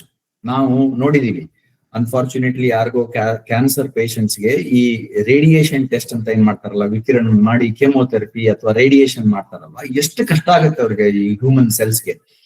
ಅಲ್ಲಿ ಅಬಂಡೆನ್ಸ್ ಆಗಿ ಈ ತರ ವಿಕಿರಣಗಳಿರ್ತವೆ. ಸೋಲಾರ್ ವಿಕಿರಣಗಳಾಗಿರ್ಬಹುದು ಅಥವಾ ನಮ್ದು ಮ್ಯಾಗ್ನೆಟಿಕ್ ಇದು ಆಗಿರ್ಬಹುದು, ಕಾಂತೀಯ ವಿಕಿರಣಗಳಾಗಿರ್ಬಹುದು, ಇವೆಲ್ಲ ತುಂಬಾ ಹಾರ್ಶ್. ಸೊ ಅವಕ್ಕೆಲ್ಲಾನು ಈ ಎಲೆಕ್ಟ್ರಾನಿಕ್ಸ್ ಗಳು ಸರ್ವೈವ್ ಆಗಿ 10, 15, 5 ವರ್ಷ ಕಾರ್ಯ ಮಾಡ್ಬೇಕಂದ್ರೆ ಅವಷ್ಟೊಂದು ರಗೆಡ್ ಆಗಿರ್ಬೇಕು. ಪ್ರತಿಯೊಂದು ಚಿಪ್ಗಳು ಸಹ ಅಷ್ಟೊಂದು ರಗೆಡ್ ಮಾಡಿರ್ಬೇಕು. ಅದಕ್ಕೋಸ್ಕರ ಅವು ಎಕ್ಸ್ಪೆನ್ಸಿವ್ ಆಗಿರ್ತವೆ. ಸೊ ಇಷ್ಟೆಲ್ಲಾ ಕಷ್ಟ ಇದ್ದು -125 ಅಂತೀರಾ, +125 ಅಂತೀರಾ, ಸೌರ ವಿಕಿರಣಗಳಿದಾವೆ ಅಂತೀರಾ, ತುಂಬಾ ಕೋಲ್ಡು, ಅಲ್ಲಿ ಹೋಗೋಕೆ ತುಂಬಾ ಕಷ್ಟ, ಇಷ್ಟೆಲ್ಲ ಇದ್ರು ಯಾಕ್ರೆ ಈ ಜನ ಸಾಯ್ತಾರೆ ಇದ್ರ ಬಗ್ಗೆ ಅಂತ ಒಂದು ಪ್ರಶ್ನೆ ಬರುತ್ತೆ. ಸೊ ಅದನ್ನ ಹೇಳೋದೇ ಇಂದಿನ ವಿಶೇಷ. ಇನ್ನೊಂದು ಚಾಲೆಂಜಸ್ ಹೇಳ್ಬಿಡ್ತೀನಿ. ಜನ ಈ ನಮ್ಮ ಸುನಿತಾ ವಿಲಿಯಮ್ಸ್ ಆಗ್ಲಿ, ನಮ್ಮ ಶರ್ಮಾ ಆಗ್ಲಿ, ಯಾರು ಗಗನಯಾತ್ರಿಗಳು ಹೋಗಿದಾರಲ್ವಾ, ಅದು ತುಂಬಾ ಕಷ್ಟದ್ದು. ಯಾಕೆಂದ್ರೆ ಅಲ್ಲಿ ಇಲ್ಲಿ ನೋಡಿ, zero gravity, everything floats in space. ನೀವು ಸುಮ್ನೆ ನೀರ್ ಕುಡಿಯೋಣ ಅಂತ ನೀರ್ ಬಾಟಲ್ ದೂರ ಇಟ್ಬಿಟ್ಟು ಬಾಯಿ ದೂರ ಇದ್ರೆ ಆ ಮಧ್ಯೆ ನೀರ್ ಇಲ್ಲಿ ಭೂಮಿ ಮೇಲೆ ಇದ್ರೆ ನೀರ್ ಡೈರೆಕ್ಟ್ ಆಗಿ ಬಾಯಿಗೆ ಹೋಗುತ್ತೆ. ಅಲ್ಲಿ ಹಂಗಿಲ್ಲ, ಬಬಲ್ಸ್ ಆಗಿ ಹೊರಗಡೆ ಹೊರಟೋಗ್ಬಿಡ್ತವೆ. ಸೊ ನೀರ್ ಹೆಂಗ್ ಕುಡಿಯೋದು, ಆಹಾರ ಹೆಂಗ್ ತಿನ್ನೋದು? ಸೊ ಈ ತರ ಪ್ರತಿಯೊಂದು ಸಿಡಿದು ಹೋಗ್ಬಿಟ್ರೆ ಬಬಲ್ಗಳಾಗಿ, ನನ್ ಫುಲ್ ಒಳಗಡೆ ಇರೋ ಸ್ಯಾಟಲೈಟ್ ಎಲ್ಲ ಅಥವಾ ಅವನಿರೋ ವೆಹಿಕಲ್ ಗಳೆಲ್ಲ ಆಹಾರನೇ ಸಿಡಿದ್ ಬಿಟ್ಟಿರುತ್ತೆ. ಸೊ ತಿನ್ನೋದು, ಕುಡಿಯೋದು, ನೀರು ಕುಡಿಯೋದು ಎಲ್ಲ ಅಲ್ಲಿ ತುಂಬಾ ಕಷ್ಟದ ವಿಷಯ. ಈವನ್ ಅಲ್ಲಿ ಹೋದ್ರೆ, ಟಾಯ್ಲೆಟ್ ಹೋದ್ರೇನು it's a very difficult game. One has to suck and then ಮೋಟರ್ಗಳಿರ್ತವೆ. ಸೊ ಅಂತ ಕಷ್ಟದ ಪರಿಸ್ಥಿತಿ ಇರ್ತದೆ. ಅಂಡ್ ಜಸ್ಟ್ ನಿಮಗೆ ಹೇಳ್ಬೇಕಂದ್ರೆ, ಈ ಗಗನಯಾತ್ರಿಗಳು 8 ದಿನಾನೋ 10 ದಿನಾನೋ 6 ತಿಂಗಳು ಇರ್ತಾರಲ್ಲ, ಅಲ್ಲಿ ಅನ್ಲಿಮಿಟೆಡ್ ವಾಟರ್ ಸಪ್ಲೈ ಏನಿರಲ್ಲ. ಸೊ ನೀವು ಕುಡ್ದಿರೋ ಕಾಫಿ ಅದೇ ಯೂರಿನಲ್ಸ್ ಆಗಿ, ನೆಕ್ಸ್ಟ್ ಡೇ ಫಿಲ್ಟರ್ ಆಗಿ, ಮತ್ತೆ ವಾಟರ್ ಅಲ್ಲಿ ಹೋಗಿ, ಮತ್ತೆ ಅದು ಕಾಫಿ ಆಗಿ. So it's a circular thing. So ಇಷ್ಟೆಲ್ಲಾ ಕಷ್ಟಗಳಿರ್ತವೆ. Effects on body, human body ನೋಡಿ, ಮಸಲ್ಗಳು ವೀಕ್ ಆಗ್ಬಿಡ್ತವೆ, ಬೋನ್ಗಳು ವೀಕ್ ಆಗ್ತವೆ, ಡಿಸಿನೆಸ್ ಬರುತ್ತೆ, ಕ್ಯಾನ್ಸರ್ ಬರುತ್ತೆ. ಇವೆಲ್ಲ ಸ್ಟಡೀಸ್, ಇವೆಲ್ಲ ಡಿಸ್ಅಡ್ವಾಂಟೇಜಸ್ ಗಳನ್ನ ತೋರಿಸ್ತೇವೆ. ಆದ್ರೂ ನಾವು ಅಲ್ಲಿ ಹೋಗೋಕೆ ಇಷ್ಟಪಡ್ತೀವಿ. ಯಾಕೆ? ಮುಂದಿನ ಸ್ಲೈಡ್ ಗಳಲ್ಲಿ ನೋಡೋಣ. ಆಮೇಲೆ ಅಲ್ಲಿ ಜಾಗ ಇರಲ್ಲ. ಹೌದಪ್ಪ, ನಾನ್ ಮೊನ್ನೆ ಅಸ್ಟ್ರೋನಾಟ್ ಟ್ರೈನಿಂಗ್ ಸೆಂಟರ್ ಅಂತ ಇದೆ ಬೆಂಗಳೂರಲ್ಲಿ, ಮಾರತ್ಹಳ್ಳಿಲಿ, ಅಲ್ಲಿ ಹೋಗಿದ್ದೆ. ಅಲ್ಲಿ ಅವನು ಕೂತ್ಕೊಳ್ಳಕ್ ಜಾಗ ಇಷ್ಟು ಇಕ್ಕಟ್ಟಾಗಿದೆ ಅಂದ್ರೆ, ಅವನು ಜಸ್ಟ್ ಜೋರಾಗಿ ಈ ಕಡೆ ಕೈ ಹಿಂಗ್ ಸರ್ಸಿದ್ರೆ ಸಾಕು, ಇನ್ಯಾವುದೋ ಸಬ್ಸಿಸ್ಟಮ್ಗೆ ಟಚ್ ಮಾಡ್ತಾನೆ. ಸೊ ಅಷ್ಟೊಂದು ಇಕ್ಕಟ್ಟಾಗದ ಜಾಗದಲ್ಲಿ ಇಲ್ಲಿಂದ ಅವರು ಅಲ್ಲಿ ಹೋಗಿ, ಆಮೇಲೆ ಅಲ್ಲಿ ಒಳಗಡೆ ಅಲ್ಲಿ ಕ್ಯಾಪ್ಸೂಲ್ ಇಂದ ಹೊರಗಡೆ ಬರೋವರೆಗೂ ತುಂಬಾ ಕಷ್ಟದ ವಿಷಯ. So confined area needed recycling of many things. ಚಿಕ್ಕದ ಏರಿಯಾ ಇರೋದ್ರಿಂದ ಪ್ರತಿಯೊಂದನ್ನು ರೀಸೈಕಲ್ ಮಾಡ್ಲೇಬೇಕಾಗುತ್ತೆ. ಈಗೇನಾಗುತ್ತೆ, ಈಗ ಏರೋಪ್ಲೇನ್ ಅಲ್ಲಿ ಟಾಯ್ಲೆಟ್ ನೀರು, ಆ ನೀರು ಎಲ್ಲ ನೀವು ಏರ್ಪೋರ್ಟ್ ಹೋದ ತಕ್ಷಣ ಅಲ್ಲಿ ಇಮಿಡಿಯೇಟ್ಲಿ ಚೇಂಜ್ ಓವರ್ ಆಗುವಾಗ ಅವನ್ನೆಲ್ಲ ರೀಸೈಕಲ್ ಮಾಡಿ ಫ್ರೆಶ್ ಆಗಿ ಲೋಡ್ ಮಾಡ್ಬಿಡ್ತಾರೆ. ಅಲ್ಲಿ ಲೋಡ್ ಮಾಡೋಕೆ ಈ ಸ್ಪೇಸ್ ಸ್ಟೇಷನ್ ಅಲ್ಲಿ ಏನಿಲ್ವಲ್ಲ. ಸೊ ಇಂಥ ಕಷ್ಟಕಾರಕ ಇರೋದ್ರಿಂದಾನು ಯಾಕೆ ಹೋಗ್ತೀವಿ, ಚಾಲೆಂಜಸ್ ತುಂಬಾ ಇರೋದ್ರಿಂದಲೂ ಇಷ್ಟಾದ್ರೂ ಯಾಕೆ ಜನ ಕಂಟಿನ್ಯೂಸ್ ಆಗಿ ರಿಸರ್ಚ್ ಮಾಡ್ತಾ ಇದ್ದಾರೆ, ಯಾಕೆ ಜನ ಅಲ್ಲಿ ಹೋಗೋಕೆ ಇಷ್ಟಪಡ್ತಾ ಇದ್ದಾರೆ ಅಂತ ನಾವು ಟ್ರೈ ಮಾಡೋಣ. ಯಾಕಂದ್ರೆ ಸುಮಾರು ಇವತ್ತಿನ ದಿನ ಈ ಸ್ಪೇಸ್ ಅಲ್ಲಿರೋ ಓವರ್ ಆಲ್ ಬಿಸ್ನೆಸ್ ಅಂದ್ರೆ ಸುಮಾರು $500 to $800 billion ಇದೆ. $1 billion ಅಂತ ಬರ್ದಿದ್ದೀನಿ. $1 billion ಅಂದ್ರೆ 9,000 ಕೋಟಿ. ಅಂತದ್ದು 800 ಅಂದ್ರೆ 800 into 9,000 crores ಅಷ್ಟು ಬಿಸ್ನೆಸ್ ಇದೆ. ಅದು 1 trillion ಹೋಗೋಕೆ ಇನ್ನು ನೆಕ್ಸ್ಟ್ 15 ವರ್ಷದಲ್ಲಿ 1 trillion ಕಡೆ ತಗೊಂಡು ಹೋಗೋಕೆ ಪ್ರಯತ್ನ ಮಾಡ್ತಾ ಇದ್ದಾರೆ. ಭಾರತವು though we are the first in our the top 3 or top 4 in many, Gaganyaan ಹೋದವರಲ್ಲಿ ಟಾಪ್ 5 ನಲ್ಲಿ ನಾವಿದ್ದೀವಿ. ಅಥವಾ ಸೂರ್ಯನ ಸ್ಯಾಟಲೈಟ್ ಕಳ್ಸೋರಲ್ಲಿ ಜಗತ್ನಲ್ಲಿ 3ನೇವ್ರು ಇದ್ದೀವಿ. ಆ ತರ ಎಲ್ಲ ಟೆಕ್ನಿಕಲಿ ನಾವು ಸ್ಟ್ರಾಂಗ್ ಆಗಿ ನಮ್ ಕೆಪಬಿಲಿಟಿ ಡೆಮಾನ್ಸ್ಟ್ರೇಟ್ ಮಾಡಿದ್ರು ಈ ಬಿಸ್ನೆಸ್, ಈ ಉಪಗ್ರಹ ಬಾಹ್ಯಾಕಾಶ ತಂತ್ರಜ್ಞಾನದಿಂದ ಬಿಸ್ನೆಸ್ ಅಥವಾ ಅದರಿಂದ ಆಗೋ ಎಕಾನಮಿನಲ್ಲಿ ಮಾತ್ರ ನಾವು 2% ಮಾತ್ರ ಇದ್ದೀವಿ. 2%, 2 to 3% is our total footprint compare to this 1 trillion or $500 billion business opportunity. So ಯಾಕಂದ್ರೆ ನಾವು ಯಾವ ಏರಿಯಾದಲ್ಲಿ ಅದರ ಅಪ್ಲಿಕೇಶನ್ಸ್ ಬರುತ್ತೋ ಅದರಲ್ಲಿ ಇನ್ನೂ ಅಷ್ಟೊಂದು ವಿಶಾಲವಾಗಿ ಸ್ಪ್ರೆಡ್ ಆಗಿಲ್ಲ. ನಾವು ಬರೀ ಟೆಕ್ನಾಲಜಿ ಡೆಮಾನ್ಸ್ಟ್ರೇಟ್ ಮಾಡ್ತಾ ಇದೀವಿ. ಮಂಗಳಕ್ಕೆ ಹೋಗ್ತಾ ಇದೀವಿ, ಚಂದ್ರಯಾನಕ್ಕೆ ಹೋಗ್ತೀವಿ, ಗಗನಯಾನ ಮಾಡ್ತಾ ಇದೀವಿ, ಕಮ್ಯುನಿಕೇಶನ್ ಸ್ಯಾಟಲೈಟ್ ಮಾಡ್ತಾ ಇದೀವಿ. ನಮ್ದು at the end of the day we are A developing country. ನಮ್ಮ ಹತ್ರ ಇರೋ ಬಜೆಟ್ ಅನ್ನ ಸೊಸೈಟಲ್ ಅಪ್ಲಿಕೇಶನ್ಸ್ಗೆ ಹೇಗೆ ನಾವು ಬಳಸಬೇಕು ಅನ್ನೋದು ಉದ್ದೇಶ ಮಾತ್ರ ಇದೆ. ನಾವು ಅದರಿಂದ ಸ್ಟಾರ್ಟ್ ಮಾಡಿರೋದು ನಾವು ಬಿಸ್ನೆಸ್ ಮಾಡ್ಲೇಬೇಕು ಅಂತ ಏನ್ ಸ್ಟಾರ್ಟ್ ಮಾಡಿಲ್ಲ. ವಿಕ್ರಮ್ ಸಾರಾಭಾಯಿ ಫಸ್ಟ್ ಹೇಳಿದ್ರು, we want to be in space because we want to use space technology for societal applications ಅಂತ ನಮ್ ಶುರು ಮಾಡಿರೋ ಉದ್ದೇಶನೇ ಅದು. ಆದ್ರೆ ಈಗ ರೇಸ್ ಡಿಫ್ರೆಂಟ್ ಆಗಿ ಎಲ್ಲರೂ ಅದರಿಂದ ಬೇರೆ ಬೇರೆ ತರಹದ ಉಪಯೋಗಗಳನ್ನ ಮಾಡೋಕೆ ಪ್ರಯತ್ನ ಮಾಡ್ತಾ ಇದ್ದಾರೆ ಬೇರೆ ಬೇರೆ ದೇಶಗಳು. ಚೈನಾ ನೋಡಿ, ಚೈನಾ ಹತ್ರ 400 ಉಪಗ್ರಹಗಳಿದಾವೆ, ನಮ್ಮ ಹತ್ರ 50 ಇದಾವೆ. ಸೊ ಈವನ್ ಬೇರೆ ಏನು ಟೆಕ್ನಾಲಜಿಕಲ್ ಡೆಮಾನ್ಸ್ಟ್ರೇಷನ್ ಇಲ್ಲದೆ ಇದ್ರು ಇವತ್ತಿನ ದಿನದಲ್ಲಿ ಆ ಇಂಬ್ಯಾಲೆನ್ಸ್ ಆಗ್ಬಿಟ್ಟಿದೆ. ಚೈನಾ ಹತ್ರ ಅಷ್ಟೊಂದು ಸ್ಪೇಸ್ ಅಸೆಟ್ಸ್ ಇದಾವೆ, ನಮ್ಮ ಹತ್ರ 40 ಇದಾವೆ. ಸೊ ಅದಕ್ಕೋಸ್ಕರನಾದ್ರೂ ನಾವು ನಮ್ಮ ಸ್ಯಾಟಲೈಟ್ ಗಳನ್ನ ಇನ್ಕ್ರೀಸ್ ಮಾಡ್ಬೇಕಾಗಿದೆ. ಸೊ ಇರ್ಲಿ, ಬೇರೆ ಬೇರೆ ರೀಸನ್ ಗಳಿಗೋಸ್ಕರ ಇಷ್ಟೆಲ್ಲಾ ಕಷ್ಟ ಪಡ್ತಾ ಇರೋದು. ಗಗನಯಾತ್ರಿಗಳು ಹೋಗೋದು, ಅಲ್ಲಿ ಟ್ರೈ ಮಾಡೋದು, ಅಲ್ಲಿ ಭಾರತೀಯ ಅಂತರಿಕ್ಷ ಸ್ಟೇಷನ್ ಅಂತ ಅನ್ನೋದು, ಇವೆಲ್ಲ ಯಾಕೆಂದ್ರೆ ಇವೆಲ್ಲ ಸುಮಾರು 10, 20, 30, 40, 50 ವರ್ಷ ನಂತರ ಅಲ್ಲಿರೋ ನೀರನ್ನ ಉಪಯೋಗಿಸ್ಬೋದಾ, ಅಲ್ಲಿರೋ ರೇರ್ ಅರ್ತ್ಸ್ ಮಿನರಲ್ಸ್ ಅನ್ನ ಉಪಯೋಗಿಸ್ಬೋದಾ, ಅಲ್ಲಿ ಗೋಲ್ಡ್ ಮತ್ ಸಿಲ್ವರ್ ಕಿನ್ನ ಜಾಸ್ತಿ ಪ್ರೀಸಿಯಸ್ ಆಗಿರೋ ಮೆಟಲ್ ಗಳಿದಾವ, ಅವನ್ನ ನಾವು ತಗೊಂಡ್ಬಿಡ್ಬೋದಾ? ಇನ್ನು ಜಗತ್ನಲ್ಲಿ ಈ ತುಂಬಾ ಸ್ಪೇಸ್ ಲಾಸ್ ನಡೀತಾ ಇದಾವೆ. ಇನ್ನು ಯಾರಿಗೂ ಸ್ಪೇಸ್, ಎಕ್ಸ್ಟರ್ನಲ್ ಸ್ಪೇಸ್ ಏನಿದೆ ಅಲ್ಲ, ಇಟ್ ಬಿಲಾಂಗ್ಸ್ ಟು ಎವ್ರಿಬಡಿ ಅಂತ ಇದೆ. ಈಗ ಬೆಂಗಳೂರಲ್ಲಿ ಬಸವೇಶ್ವರ ನಗರದಲ್ಲಿ SBI ಆಫೀಸರ್ಸ್ ಕಾಲೋನಿಯಲ್ಲಿ ಈ ಕಾರ್ನರ್ ಸೈಟ್ ನಂದು ಅಂತ ನಾನು ದೃಢೀಕರಿಸಿ ಹೇಳಿ ಪ್ರೂಫ್ ತೋರಿಸಬಹುದು. ಆ ತರ ಲ್ಯಾಂಡ್, ಈ ಗ್ರೀನ್ ಲ್ಯಾಂಡ್ ಬಗ್ಗೆ ನೋಡ್ತಾ ಇದ್ದೀರಾ, ಜೋಕ್ ನಡೀತಾ ಇದೆ ಎವ್ರಿ ಡೇ, ಅವ್ನು ನನಗ್ ಬೇಕು ಅಂತ ಇದ್ದಾನೆ. ಸೊ ಈ ರೂಲ್ಗಳೆಲ್ಲ ಜಗತ್ತಿನ ಈ on the surface of the earth ಇದೆ. Where when it comes to space, still this no clear rules ಇನ್ನೂ ಆಗಿಲ್ಲ. So space belongs to everybody ಅಂತ ಇರೋದ್ರಿಂದ ಎಲ್ಲರೂ ಫಸ್ಟ್ ಹೋಗಿ ನಮ್ ಖರ್ಚೀಫ್ ಇಟ್ಬಿಟ್ಟು ನಾನ್ ಅದನ್ನ ಜಾಗ ತಗೊಂಡ್ಬಿಟ್ಟು ಆ ಮಿನರಲ್ ನನ್ನ ಹೆಸರಲ್ಲಿ ಮಾಡ್ಕೊಳ್ಳೋಣ ಅನ್ನೋ ಏನಿದು ಒಂದು ನೀಡ್ ಇಂದ ಗ್ರೀಡ್ ಕಡೆಗೆ ಹೋಗ್ತಾ ಇದೀವಲ್ವಾ, that exactly is the reason because of which lot of technology develop ಆಗ್ತಾ ಇದಾವೆ. sometimes necessity is the mother of invention ಅಂತಾರಲ್ವಾ, ಆ ಡಿಮಾಂಡ್, ಆ ಕಾಂಪಿಟೇಷನ್, ಅದರಿಂದ ಸಿಗೋ ಲಾಭ, ಇವನ್ನೆಲ್ಲ ನೋಡಿದ್ರೇನೆ ಕೆಲವೊಂದ್ಸಲ they are all the reasons for lot of innovation that is happening in space. ಇನ್ನು ಮತ್ತೆ ವಾಪಸ್ ಬರೋಣ ಭಾರತಕ್ಕೆ. ಈ ಡ್ರೀಮರ್ಸ್ ಏನಿದಾರಲ್ವಾ, ಇವರಿಂದ ನಾವು ಇವತ್ತೇನಿದೇವೋ ಇವರಿಂದಾನೇ ಆಗಿರೋದು.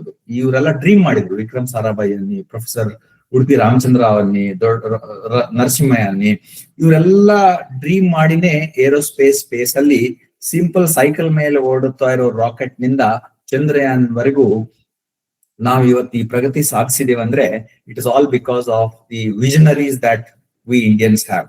ಆಫ್ ಕೋರ್ಸ್ ನಾವು many more visionaries are required, like Elon Musk ಅಂತವ್ರು ಬೇಕಾಗಿದ್ದಾರೆ. ಯಾರು ಅದನ್ನ ಬಿಸಿನೆಸ್ ಕನ್ವರ್ಟ್ ಮಾಡಿ ನಮ್ಮ ಸ್ಪೇಸ್ ಎಕಾನಮಿ, ನಮ್ಮ ಇಕಾನಮಿಯನ್ನ ಇಂಪ್ರೂವ್ ಮಾಡುವಂತವ್ರು ಬೇಕಾಗಿದ್ದಾರೆ. ಇವರು ಫಸ್ಟ್ ಫೌಂಡೇಶನ್ ಹಾಕೊಟ್ರು. Technologically we are second to none ಅಂತ ನಾವು ಮಾಡೋ ಹಾಗೆ ಮಾಡಿ ತೋರಿಸಿದ್ರು, ಅಥವಾ ನಮ್ಗೆ ಮಾರ್ಗದರ್ಶನ ಮಾಡಿದ್ರು. But next level of leaders or businessmen or technocrats will have to make use of the overall resources what is available in space. So 1963 ನಲ್ಲಿ ಫಸ್ಟ್ ರಾಕೆಟ್ ಇಂದ ಏನ್ ಮಾಡಿದ್ವಿ, ಅಲ್ಲಿಂದ ಹಿಡಿದು 2023 60 ವರ್ಷಗಳಲ್ಲಿ ಸುಮಾರು ಪ್ರಗತಿಯನ್ನ ನಾವು ಸಾಧಿಸಿದೀವಿ. ಚಂದ್ರಯಾನ್ ಹೋಗಿ 2ನೇ ಅಟೆಂಪ್ಟ್ ಅಲ್ಲೇನೆ ಹೋಗಿ ಲ್ಯಾಂಡ್ ಆಗಿ ರೋವರ್ ಆಗಿ ಕೆಲಸ ಮಾಡೋದು ಇದೇನು ಸುಲಭದ ಮಾತಲ್ಲ. ಈಗ ಚಂದ್ರಯಾನ್ 4 ಬಗ್ಗೆ ಮಾತಾಡ್ತಾ ಇದೀವಿ, ಚಂದ್ರಯಾನ್ 5 ಜಪಾನ್ ಜೊತೆಗೆ ಮಾತಾಡ್ತಾ ಇದೀವಿ. ಚಂದ್ರಯಾನ್ 4 ಒಂದು ಮೂನ್ ಹೋಗಿ ಸ್ಯಾಂಪಲ್ ತರೋ ಮಿಷನ್ ಅದು. So 1 level higher level mission than Chandrayaan 3. So ಹಿಂಗೆ ಪ್ರಗತಿ ಸಾಧಿಸ್ತಾ ಇದ್ದೀವಿ. ಬಟ್ ಇದ್ರ ಜೊತೆಗೆ are we the best in terms of space economy? May not be, because ನಮ್ಗೆ 2-3% ಮಾತ್ರ ನಮ್ದು ಓವರ್ ಆಲ್ ಫುಟ್ ಪ್ರಿಂಟ್ ಇದೆ. ಸೊ ಈ ದಿಶೆಯಲ್ಲಿನೂ ನಾವು ವಿಚಾರ ಮಾಡ್ಬೇಕಾಗಿದೆ. So just to show that we are all doing good, and when ಎಲ್ಲರೂ ನಾವು ಭಾರತೀಯರು ಆದಾಗ ಮಾತ್ರನೇ ನಮ್ದು ಪ್ರಗತಿ ಸಾಧ್ಯ. ಅಂಡ್ ಅದನ್ನ ನಾವು ತೋರಿಸಿದೀವಿ. ಫಾರ್ ಎಕ್ಸಾಂಪಲ್, ಈ ಸ್ಲೈಡ್ ಅಲ್ಲಿ ನಾನು ತೋರಿಸೋ ಉದ್ದೇಶ ಅಂದ್ರೆ 1947 ನಲ್ಲಿ ನಾವು ಏನೇನು GDP 22 ಲಕ್ಷ ಇತ್ತು, ಟುಡೇ 247 lakh crores ಇದೆ. So look at the progress that we have made. Even for example, ನಾವೆಲ್ಲ ಇವತ್ತು ಕೂತ್ಕೊಂಡು ನೋಡ್ತಾ ಇರೋದು, our average life expectancy in 1947 was 31 years. Today it is more than double, 70 years. So ಇವೆಲ್ಲ ಈ contrast ಇದೆ ನೋಡಿ. ಟ್ರಾಫಿಕ್ ನೋಡಿ ಹೇಗಿದೆ, ಇವತ್ತಿನ ಟೆಕ್ನಾಲಜಿ, ಇವತ್ತಿನ ಸ್ಕೈ ಸ್ಕ್ರಾಪರ್ಸ್ ಮತ್ತೆ ಅವತ್ತಿನ ರೋಡ್ ಅಥವಾ ಪ್ರೋಗ್ರೆಸ್ ನೋಡಿದ್ರೆ I think we have come A long way. ಒಂದು, ಇದರಿಂದ ಖುಷಿ ಪಟ್ಬಿಟ್ಟು ಓಕೆ ನಾವು ಚೆನ್ನಾಗಿ ಮಾಡ್ತಾ ಇದೀವಿ ಅನ್ಕೊಂಡು ಸುಮ್ಮನೆ ಇರೋದೊಂದು. ಇನ್ನೊಂದು, ನಮ್ಕಿನ ಯಾರು ಚೆನ್ನಾಗಿ ಮಾಡ್ತಾ ಇದ್ದಾರೆ ಅದನ್ನ ಹೇಗೆ ನಾವು ಸಾಧಿಸ್ಬೇಕು, ನಾವ್ ಯಾಕೆ ಎಲ್ಲರಿಗಿಂತ ಸೆಕೆಂಡ್, ಥರ್ಡ್, ಫೋರ್ತ್ ಆಗ್ಬೇಕು, ನಾವ್ ಯಾಕೆ ಟಾಪ್ ಆಗ್ಬಾರ್ದು, ಈ ದಿಶೆಯಲ್ಲಿ ನಮ್ಗೆ ಸುಮಾರು ಟ್ರಿಗರ್ಗಳು ಬರ್ತಾ ಇದಾವೆ ಎಲ್ಲ ಕಡೆಯಿಂದಾನು, ಪೊಲಿಟಿಕಲಿ ಆಗ್ಲಿ, ಎಕನಾಮಿಕಲಿ ಆಗ್ಲಿ, ಟೆಕ್ನಾಲಜಿಕಲ್ ಡೆವಲಪ್ಮೆಂಟ್ ಆಗ್ಲಿ, ಸಾಫ್ಟ್ವೇರ್ ಆಗ್ಲಿ, ಎಲ್ಲ ಕಡೆ ನಾವು ಸುಮಾರು ಪ್ರಗತಿಯನ್ನು ಸಾಧಿಸಿದ್ದೇವೆ. ಸೊ ಈ ಏರಿಯಾದಲ್ಲಿ ಪ್ರಗತಿಯನ್ನು ಸಾಧಿಸಿದ್ರೆ ಅದರಿಂದ ಮಾನಿಟೈಸೇಷನ್ ಆಫ್ ಸ್ಪೇಸ್ ಅಸೆಟ್ಸ್ ಅಂತಾರೆ ಅದಕ್ಕೆ. ಅದರಿಂದ ಲಾಭ ಹೇಗೆ ಪಡೆಯೋದು, ಅದರಿಂದ ರಿಚ್ ಆಗಿ ಆಗೋದು, ಅದರಿಂದ ಎಕನಾಮಿ ಹೇಗೆ ಇಂಪ್ರೂವ್ ಮಾಡೋದು ಅನ್ನೋ ವಿಷಯಕ್ಕೋಸ್ಕರ ಇಷ್ಟೆಲ್ಲ ಈ ಕಷ್ಟಗಳು, ಅಥವಾ ಮೈನಸ್ ಟೆಂಪರೇಚರ್ ಹೋಗೋದ್ ಹೆಂಗೆ, ಅಲ್ಲಿ ಹೋಗೋದ್ ಹೆಂಗೆ, ಅಲ್ಲಿ ವಿಕಿರಣಗಳಿದ್ರೂ ಪ್ರೊಟೆಕ್ಟ್ ಆಗಿರೋದು ಹೆಂಗೆ, ಇವೆಲ್ಲ ಮಾಡ್ತಾ ಇರೋದು ಈ ಉದ್ದೇಶಗಳಿಗೋಸ್ಕರ. ಇನ್ನು ಕೆಲವೊಂದು ನಾನ್ ಮೊದ್ಲೇ ಹೇಳ್ದಂಗೆ ಬಾಹ್ಯಾಕಾಶ ಅಂದ್ರೆ ಬರೀ ಸ್ಯಾಟಲೈಟ್ ಅಲ್ಲ, ಬರೀ ಉಪಗ್ರಹ ಅಲ್ಲ, ಬರೀ ಲಾಂಚ್ ವೆಹಿಕಲ್ ಅಲ್ಲ. ನಾವು ಈ ಚಿತ್ರದಲ್ಲಿ ಕಾಣೋ ಎಲ್ಲ ಸೇರಿ ಬಾಹ್ಯಾಕಾಶ ವ್ಯವಸ್ಥೆ ಆಗುತ್ತೆ. ಫಸ್ಟ್ ಉಪಗ್ರಹವನ್ನ ಕಂಟ್ರೋಲ್ ಇಲ್ಲಿಂದ ಬಿಡ್ಬೇಕಾದ್ರೆ ಲಾಂಚ್ ಬೇಕು, PSLVನೋ GSLVನೋ SSLVನೋ ಲಾಂಚ್ ಇರ್ಬೇಕು. ಸೊ ಲಾಂಚ್ ಸೆಗ್ಮೆಂಟ್ ಅಂತೀವಿ, ಒಂದು ಟೆಕ್ನಾಲಜಿ ಬೈ ಇಟ್ ಸೆಲ್ಫ್. ಏ ತರ ಲಾಂಚರ್ ಇರಬೇಕು, ಎಷ್ಟು ಸ್ಟೇಜ್ ಇರಬೇಕು, ದಟ್ಸ್ ಅ ಪಾರ್ಟ್ ಆಫ್ ಬಾಹ್ಯಾಕಾಶ ವ್ಯವಸ್ಥೆ. ಇನ್ನು ಅವುಗಳಿಗೆಲ್ಲ ಕಮಾಂಡ್ ಕೊಡ್ಬೇಕಾದ್ರೆ ಅರ್ತ್ ಸ್ಟೇಷನ್ ಬೇಕು. ಹೆಂಗ್ ಕಮಾಂಡ್ ಕೊಡೋದು, ಎಷ್ಟು ದೊಡ್ಡ ಅರ್ತ್ ಸ್ಟೇಷನ್ ಬೇಕು, ಅದನ್ನ ಟ್ರ್ಯಾಕ್ ಹೆಂಗ್ ಮಾಡೋದು, ಅದರಲ್ಲಿರೋ ರಡಾರ್ ಗಳನ್ನ ಹೆಂಗ್ ಉಪಯೋಗಿಸೋದು, ಇದೆಲ್ಲ ಗ್ರೌಂಡ್ ಅಲ್ಲಿ ಕುತ್ಕೊಂಡು ಮಾಡೋ ವಿಷಯ. That's why we call it as ground segment. And ಎರಡೂ ಒಂದು ಗ್ರೌಂಡ್ ಅಲ್ಲೇ ಕೂತಿರುತ್ತೆ, ಇನ್ನೊಂದು ಸುಮಾರು 200 ಕಿಲೋಮೀಟರ್ ವರೆಗೆ ಉಪಗ್ರಹಗಳನ್ನು ತಗೊಂಡು ಹೋಗಿ ಬಿಟ್ಬಿಡುತ್ತೆ. So this is launch segment. ನಾವು ಸ್ಪೇಸ್ ಸೆಗ್ಮೆಂಟ್ ಹೋದ್ರೆ ಅಲ್ಲಿ ಉಪಗ್ರಹಗಳಿರ್ತವೆ, ಅದರಲ್ಲಿ ಎಂಟೆನಾಗಳಿರ್ತವೆ, ಪೇಲೋಡ್ಗಳಿರ್ತವೆ. ಯಾವ್ಯಾವ ಪೇಲೋಡ್ಗಳಿಂದ ನೀವು ಅರ್ತ್ ನ ಅಬ್ಸರ್ವ್ ಮಾಡಬಹುದು, ಅಥವಾ ಕಮ್ಯುನಿಕೇಶನ್ ಸ್ಯಾಟಲೈಟ್ ಅಂತೀವಿ, ವೆದರ್ ಸ್ಯಾಟಲೈಟ್ ಅಂತೀವಿ, ಏನೇನೋ ಸ್ಯಾಟಲೈಟ್ ಅಂತೀವಿ. ಸೊ ಅದೆಲ್ಲ ಸ್ಪೇಸ್ ಸೆಗ್ಮೆಂಟ್. ಯಾವ್ದು ಬಾಹ್ಯಾಕಾಶಕ್ಕೆ ಹೋಗಿ ಅಲ್ಲಿಂದಲೇ ಆಪರೇಟ್ ಮಾಡ್ತಾ ಇರುತ್ತೋ ಅವೆಲ್ಲವುಗಳು ಸ್ಪೇಸ್ ಸೆಗ್ಮೆಂಟ್ ಅಲ್ಲಿ ಬರುತ್ತೆ. ಯಾವ್ದು ಇಲ್ಲಿಂದ ಭೂಮಿಯಿಂದ ತಗೊಂಡೋಗಿ ಮಿಡ್ ವೇ ನಲ್ಲಿ ಬಿಡ್ತಾವೋ ಅವು launch segment or transportation segment ಅಂತೀವಿ. ಯಾವ್ದು ಆಲ್ವೇಸ್ ಗ್ರೌಂಡ್ ಅಲ್ಲೇ ಇದ್ಬಿಟ್ಟು ಕಂಟ್ರೋಲ್ ಮಾಡೋಕೆ ಅಥವಾ ಅಬ್ಸರ್ವ್ ಮಾಡೋಕೆ ಹೆಲ್ಪ್ ಮಾಡುತ್ತೋ ಅದು ಗ್ರೌಂಡ್ ಸೆಗ್ಮೆಂಟ್ ಅಂತೀವಿ. ಸೊ ಈ ಬಾಹ್ಯಾಕಾಶ ವ್ಯವಸ್ಥೆಯಲ್ಲಿ ಈ ಮೂರುಗಳು ಬೇಕೇ ಬೇಕು. ಸೊ ನಾನು ಸ್ಪೇಸ್ ಡಿವಿಷನ್ ಅಲ್ಲಿ ಇದ್ದೀನಿ ಅಂದ್ರೆ I can be in launch vehicle side, I can be in earth station side, I can be on satellite side. ಎಲ್ಲದರಲ್ಲಿ ಇದ್ರೂ ಅದು ಬಾಹ್ಯಾಕಾಶ ವ್ಯವಸ್ಥೆನಲ್ಲಿ ಇದ್ದಂಗೆ. ಸೊ ಇದ್ರ ಬಗ್ಗೆ ವಿವರವಾಗಿ ನೋಡ್ಕೊಳ್ಳೋಣ, ಏನೇನಿದೆ ಬಾಹ್ಯಾಕಾಶ ವ್ಯವಸ್ಥೆಯಲ್ಲಿ, ಯಾಕಿದೆ, ಹೇಗಿದೆ ಅಂತ ನೋಡೋಣ. ನಾನು ಹೇಳ್ದಂಗೆ ಎರಡು ಅಪ್ಸ್ಟ್ರೀಮ್ ಅಂದ್ರೆ ನೆಲದ ಮೇಲಿಂದ ರಾಕೆಟ್ ಅಲ್ಲಿ ಸ್ಯಾಟಲೈಟ್ ಅನ್ನು ಕೂರಿಸ್ಕೊಂಡು ಕಕ್ಷೆಗೆ ತಗೊಂಡು ಹೋಗೋದಕ್ಕೆ ಅಪ್ಸ್ಟ್ರೀಮ್ ಅಂತೀವಿ. ಸೊ ರಾಕೆಟ್, ಸ್ಯಾಟಲೈಟು, ಅದರಲ್ಲಿರೋ ಪೇಲೋಡು, ಅದರಲ್ಲಿರೋ ಕ್ಯಾಮ್ರಾ, ಅವೆಲ್ಲ ಅಪ್ಸ್ಟ್ರೀಮ್ ಅಂತೀವಿ. ಅದನ್ನ ತಯಾರು ಮಾಡೋರು ಈಗ ಇಸ್ರೋ ಬೆಂಗಳೂರಲ್ಲಿ ಸ್ಯಾಟಲೈಟ್ ಉಪಗ್ರಹ ತಯಾರಾಗುತ್ತೆ. ಸ್ಪೇಸ್ ಅಪ್ಲಿಕೇಶನ್ ಸೆಂಟರ್ ಅಹಮದಾಬಾದ್ ಅಲ್ಲಿ ಪೇಲೋಡ್ಗಳು ತಯಾರಾಗುತ್ತೆ. ಅಂದ್ರೆ ಏನು, ಅಲ್ಲಿ ಕ್ಯಾಮ್ರಾಗಳೆಲ್ಲ ಈ ಬೆಂಗಳೂರಿಗೆ ಕೊಡೋರು ಅಹಮದಾಬಾದ್. ಈ ಬೆಂಗಳೂರು ಉಪಗ್ರಹಗಳಿಗೆ ಸೆನ್ಸರ್ ಗಳನ್ನು ಕೊಡೋರು ಇನ್ನೊಂದು ಪೀಣ್ಯದಲ್ಲಿ ಒಂದು ಇಸ್ರೋ ಇದೆ, ಅವ್ರು ಕೊಡೋರು. ಸೊ ಈಗ ಬೇರೆ ಬೇರೆ ಜನ ಬಂದು ಅಲ್ಲಿ ತಮ್ಮ ಐಟಮ್ಸ್ ಅನ್ನ ಕೊಟ್ಟು ಆ ಉಪಗ್ರಹನ ಮಾಡಿ ಅದನ್ನ ಲಾಂಚರ್ ಮೇಲೆ ಇಟ್ಟು ಕಳಿಸೋದೆಲ್ಲ ಕಾಲ್ಡ್ ಅಪ್ಸ್ಟ್ರೀಮ್. ಇದು ಸ್ಯಾಟಲೈಟ್ ಲಾಂಚ್ ಮಾಡೋದು ಅಥವಾ ಅದನ್ನ ರಾಕೆಟ್ ಅಲ್ಲಿ ಮಾಡೋದು, ಅದು ನಮಗೆ ₹100 ಬಿಸ್ನೆಸ್ ಅಲ್ಲಿ ಅದು ₹10 ಪಾತ್ರ. ಉಳಿದಿರೋ ₹90 ನೋಡಿ, ಅದ್ರ ಬಗ್ಗೆ ನಾವು ಜಾಸ್ತಿ ಗಮನ ಕೊಡ್ತಾ ಇರಲ್ಲ. As India we are not giving focus to those areas, but they are very very more lucrative. That's why it is called space economy ಅಂತೀವಿ.